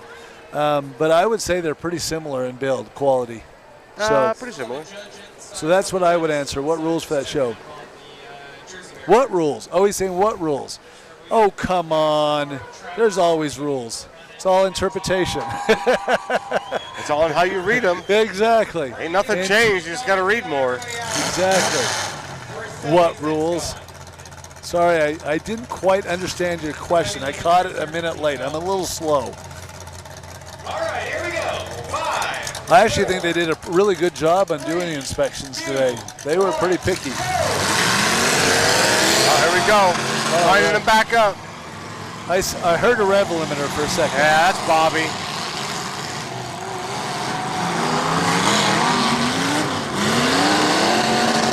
So what would your car of choice be if you were here? Buick? Oh, Boo-Boo. Boo-Boo's laying it down. That's Mad Dog for the heat, I can tell you that. Boo-Boo doesn't like the Johnsons right now. He doesn't like anybody in the Crown Vic. He's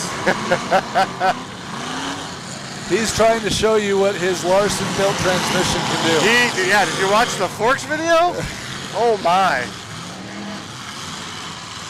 Uh-oh. But somebody else has got his. He's got still good. Yeah, Oh, JJ. That's. Get out of the corner, you weirdos. Johnson's slowly going in. I'm like, somebody's coming after you. You gotta. Yeah. It's like you gotta go back. No, the Johnson boys are very patient. They're what? They're patient. They are very. Yeah, but when you're getting attacked, you got it. He's patient. Yeah, watch Randy. Randy's the same thing, right? Like he just kind of takes it just a little bit, and then all of a sudden, poof! You don't know where he's at, and then you can't steer. Oh yeah, he's on the mission. Johnson's staying out of his way. Yeah, he's just trying to stay close. Nice hit. Dakin's running hard. 165. Boo-Boo's trying to get a lap in. Hey, Boo-Boo. I like this. Hey, Yeah. Boo-Boo. You've screwed him. That's what we've always called him. Boo-Boo Strands. It's like, hey, Boo-Boo.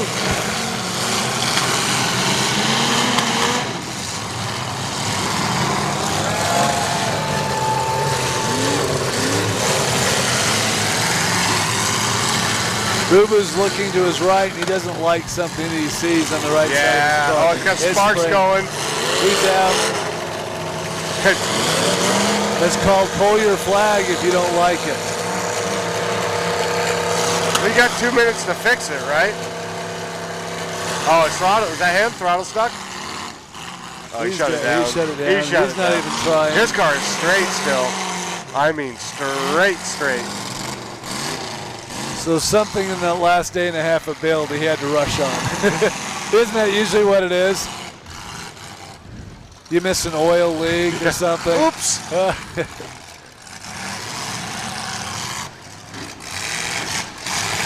Wow, you are down.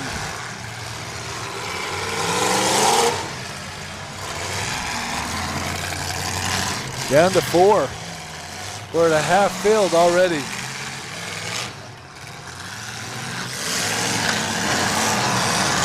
Wow.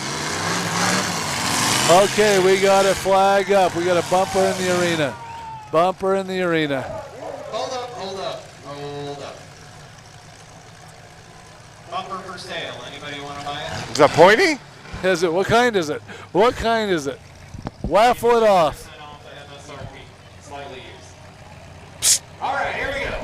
3, 2, 1, go. All right, there we go. Great bumpers out. Oh, here it comes. Here it comes. And it never stopped. And then it just started fizzling out. What happened? Man?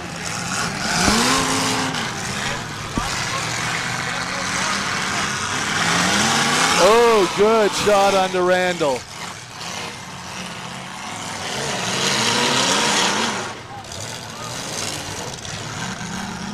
What did he say? Put him out? Is that Boo Boo? Yeah. Trans cooler. Yeah. You could say he was like watching his. Yeah, broke the trans cooler and he lost the belt on the motor. Still running when he shut it off, obviously.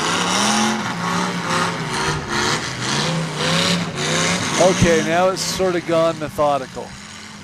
So JJ and Dakin, I will say, are probably working together. Bobby Walker and Eric Johnson are probably kind of keeping an eye on each other as well.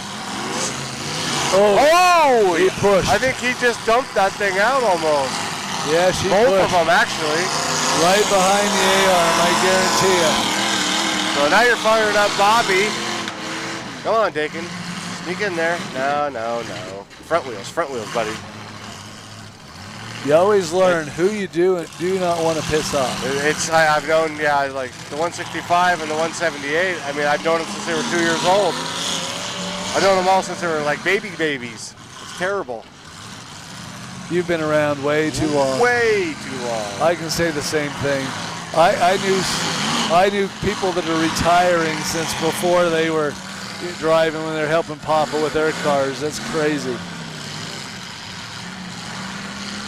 I'm not a big fan of them Fleetwoods. I think they're just too long. Too long. It's too much car to turn. And they seem to bend weird.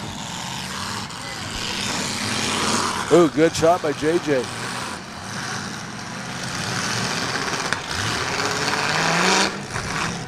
Well, Walker didn't do a whole lot with his trunk, so he was just hoping for it to go good.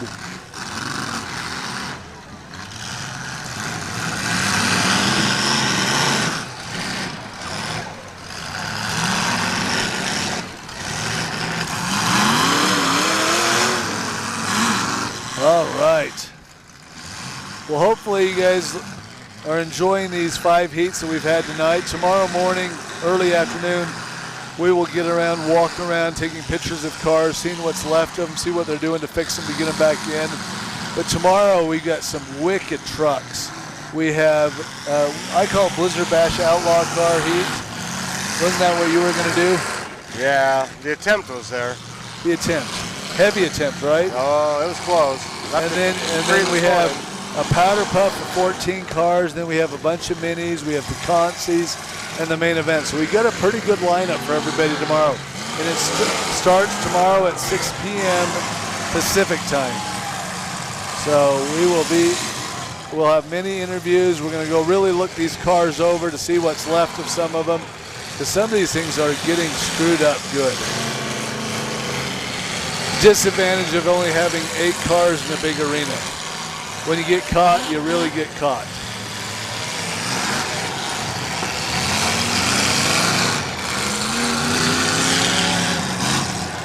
Oh. Rad hose. Well, maybe. Some people pay $50 to $100 to have their skin cleansed with steam. He just got it for free. Don't dig, dude. Oh. Come on, kid. Maybe you'll get lucky. Why? No, Why? Don't put your foot. Oh, don't break your stick either. You never know what's going to happen.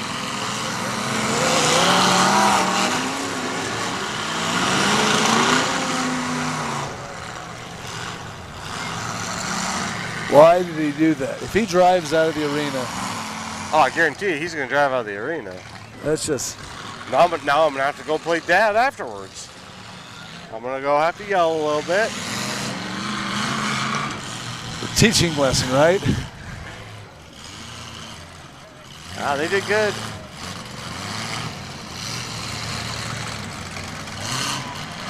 Pay attention, JJ.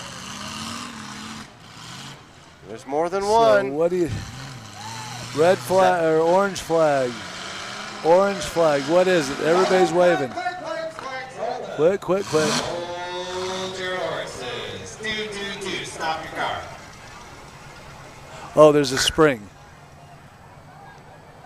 Is it worth anything? Should we throw it in the van? The truck? I No. can't tell. That's a front coil. I don't know.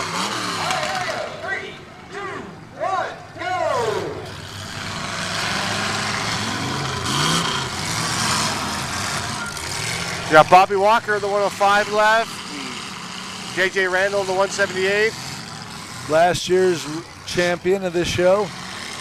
And Eric Johnson, the 222. His Vic's looking good, though. Straight in the front. JJ Randall's doing hand signals. I don't know if they're polite hand signals or what they are. They're probably sign language. There's a lot of sign language that I haven't figured out. Yeah. He's not real good at it either.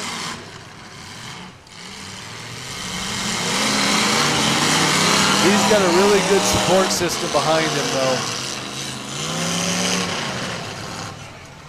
He's got a bad steering box. He's not turning. Block left. Yep.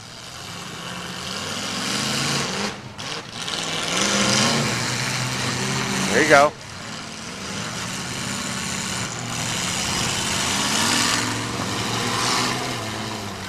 Wow, makes it He's tough. sharp. He's a sharp kid for only doing a few derbies.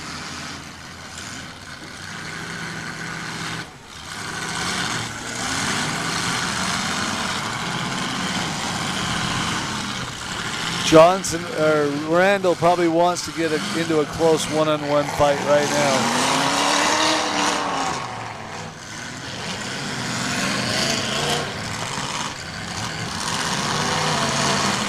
Losing battle with no steering. Yep, it's tough. Because tomorrow, once you go through a grudge match, you're not going to, or wipe out or whatever they call it, you're not going to have a lot of time. Not a lot of time, no more fixing plates. Hopefully everybody's enjoying this show for free 99. You got another free 99 tomorrow night.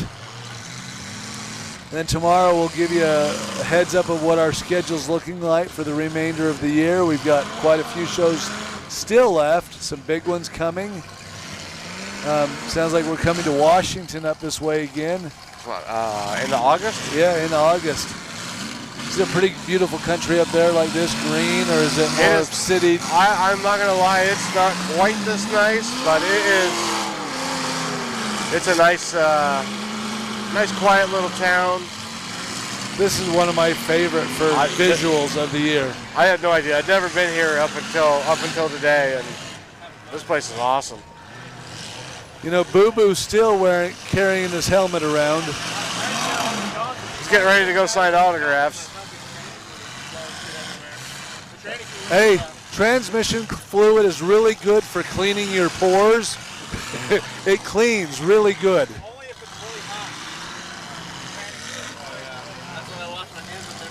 Oh yeah, you would, yes. Well, we're down to steering.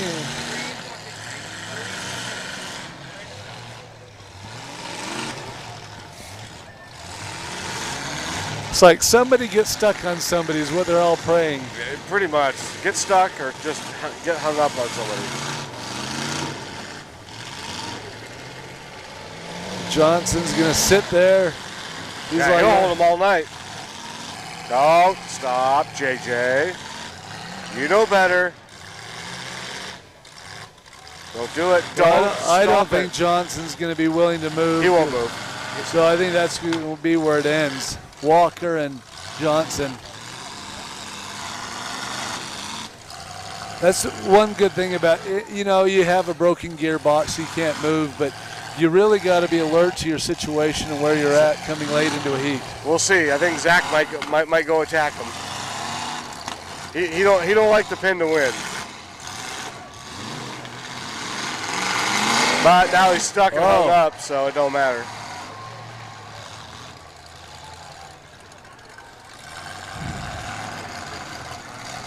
That's hard. I don't like pin to winning either, but it's hard. In a heat situation, when it's not as bad, but yeah, for the, because everybody's trying to advance. It is, and you want the crowd to get what they pay for. Yeah. Now, you were saying a minute ago, JJ, you know better, so you have something. Boy, he's going to get yelled at after this show. Boy, do you want me to bring him some soda or something? He's going to need something. Well, there you go. Winner is Mr. Walker and Mr. Johnson out of Heat 5. Very good heat. Yeah, I don't know how tough of a call that is. That's a pretty simple call. Now, Mad Dog, you almost got to go with Larson early. Yeah, I would say Jared. Hey, see you. Hey, we'll come see you by the cars. Get some rest tonight. No, not too much alcohol, and don't lose your money in the casino. Or two. Or both. You know, most of the time, if you do one, you're going to do both, right? That's yeah. So, here's Mr. Hawaiian. The Rex, Aloha the Rex Oi. a million. Aloha Oi. What's up? Okay. So, not a bad show tonight. I mean, a little bit different. I'm actually really looking, the show I'm really looking for? I want to see the Powder Puff tomorrow. I cannot wait to see how they do it here. 14 cars? Yep, 14 fresh cars for the women. It'll be just right. It'll be perfect. This is going to be the best show of the night tomorrow. Guaranteed. Hands down. I like it. That's the way it should be. So, somebody's got it. Look, he's all wrapped up on the left arm. Oh, he got his left arm. Oh, yeah. Never mind. He was, when he walked out, he was doing his right arm. It's the pride wrap. Hopefully it's full of a bag of ice. Well, everybody, we appreciate and thank everybody for watching Free 99 Track Shot Live tonight. We look forward to being back with you tomorrow. Look for a lot of interviews to go look at all the carnage that happened, see why people got shut out. Then again, just talk to the winners. We don't have the time to get the winners up here tonight, but we will talk to the winners and see what's going on tomorrow. You got anything to add to? No, Woody just put on a great show, and everything seems to be on the up and up. Every heat was solid, fast-paced, good drivers, hard hitters. Again, anybody from the Northwest, California, Oregon, Washington, Idaho, Montana, Utah. This is a great show to come participate in. Other than I do know that when it went on sale or opened up, it filled super fast. It was really, really quick this year. So what's that tell you about a promoter and the show? That it's good. People like them. Yep. And it's solid. So you got casinos to play in, great camping, fishing. You come up a couple days early. You can bring your family, your friends, your kids, and really enjoy the surroundings. So, and Kyle Watts will never disappoint. He will do stuff for his drivers. So, yeah, Kyle Watts is all about the drivers. That is his main focus. Did he give the caddy away? I don't know. Did he give it?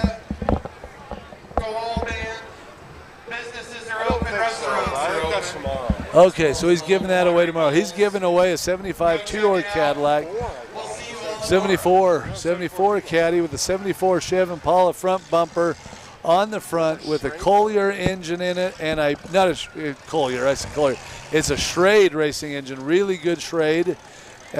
Giving props the wrong direction because I was talking about one of their motors, but a Schrade racing engine, and I think it's got a Larson transmission in it. So that's a pretty darn good setup. So that's all tomorrow, and I apologize for calling out the wrong builder there. That's not how it was. So everybody, good night. Thank you. See you bright and early tomorrow, or see you at 6 o'clock Pacific time. That's in the morning, right? 6 p.m. 6 p.m. Pacific time. Hey, You didn't know it was moving over early start morning? I haven't slept in 3 days, so. So you just missed the whole show. You're SOL tomorrow. All right. Well, everybody, thank you and have a great evening. We'll talk to you tomorrow. Awesome. Thanks, guys.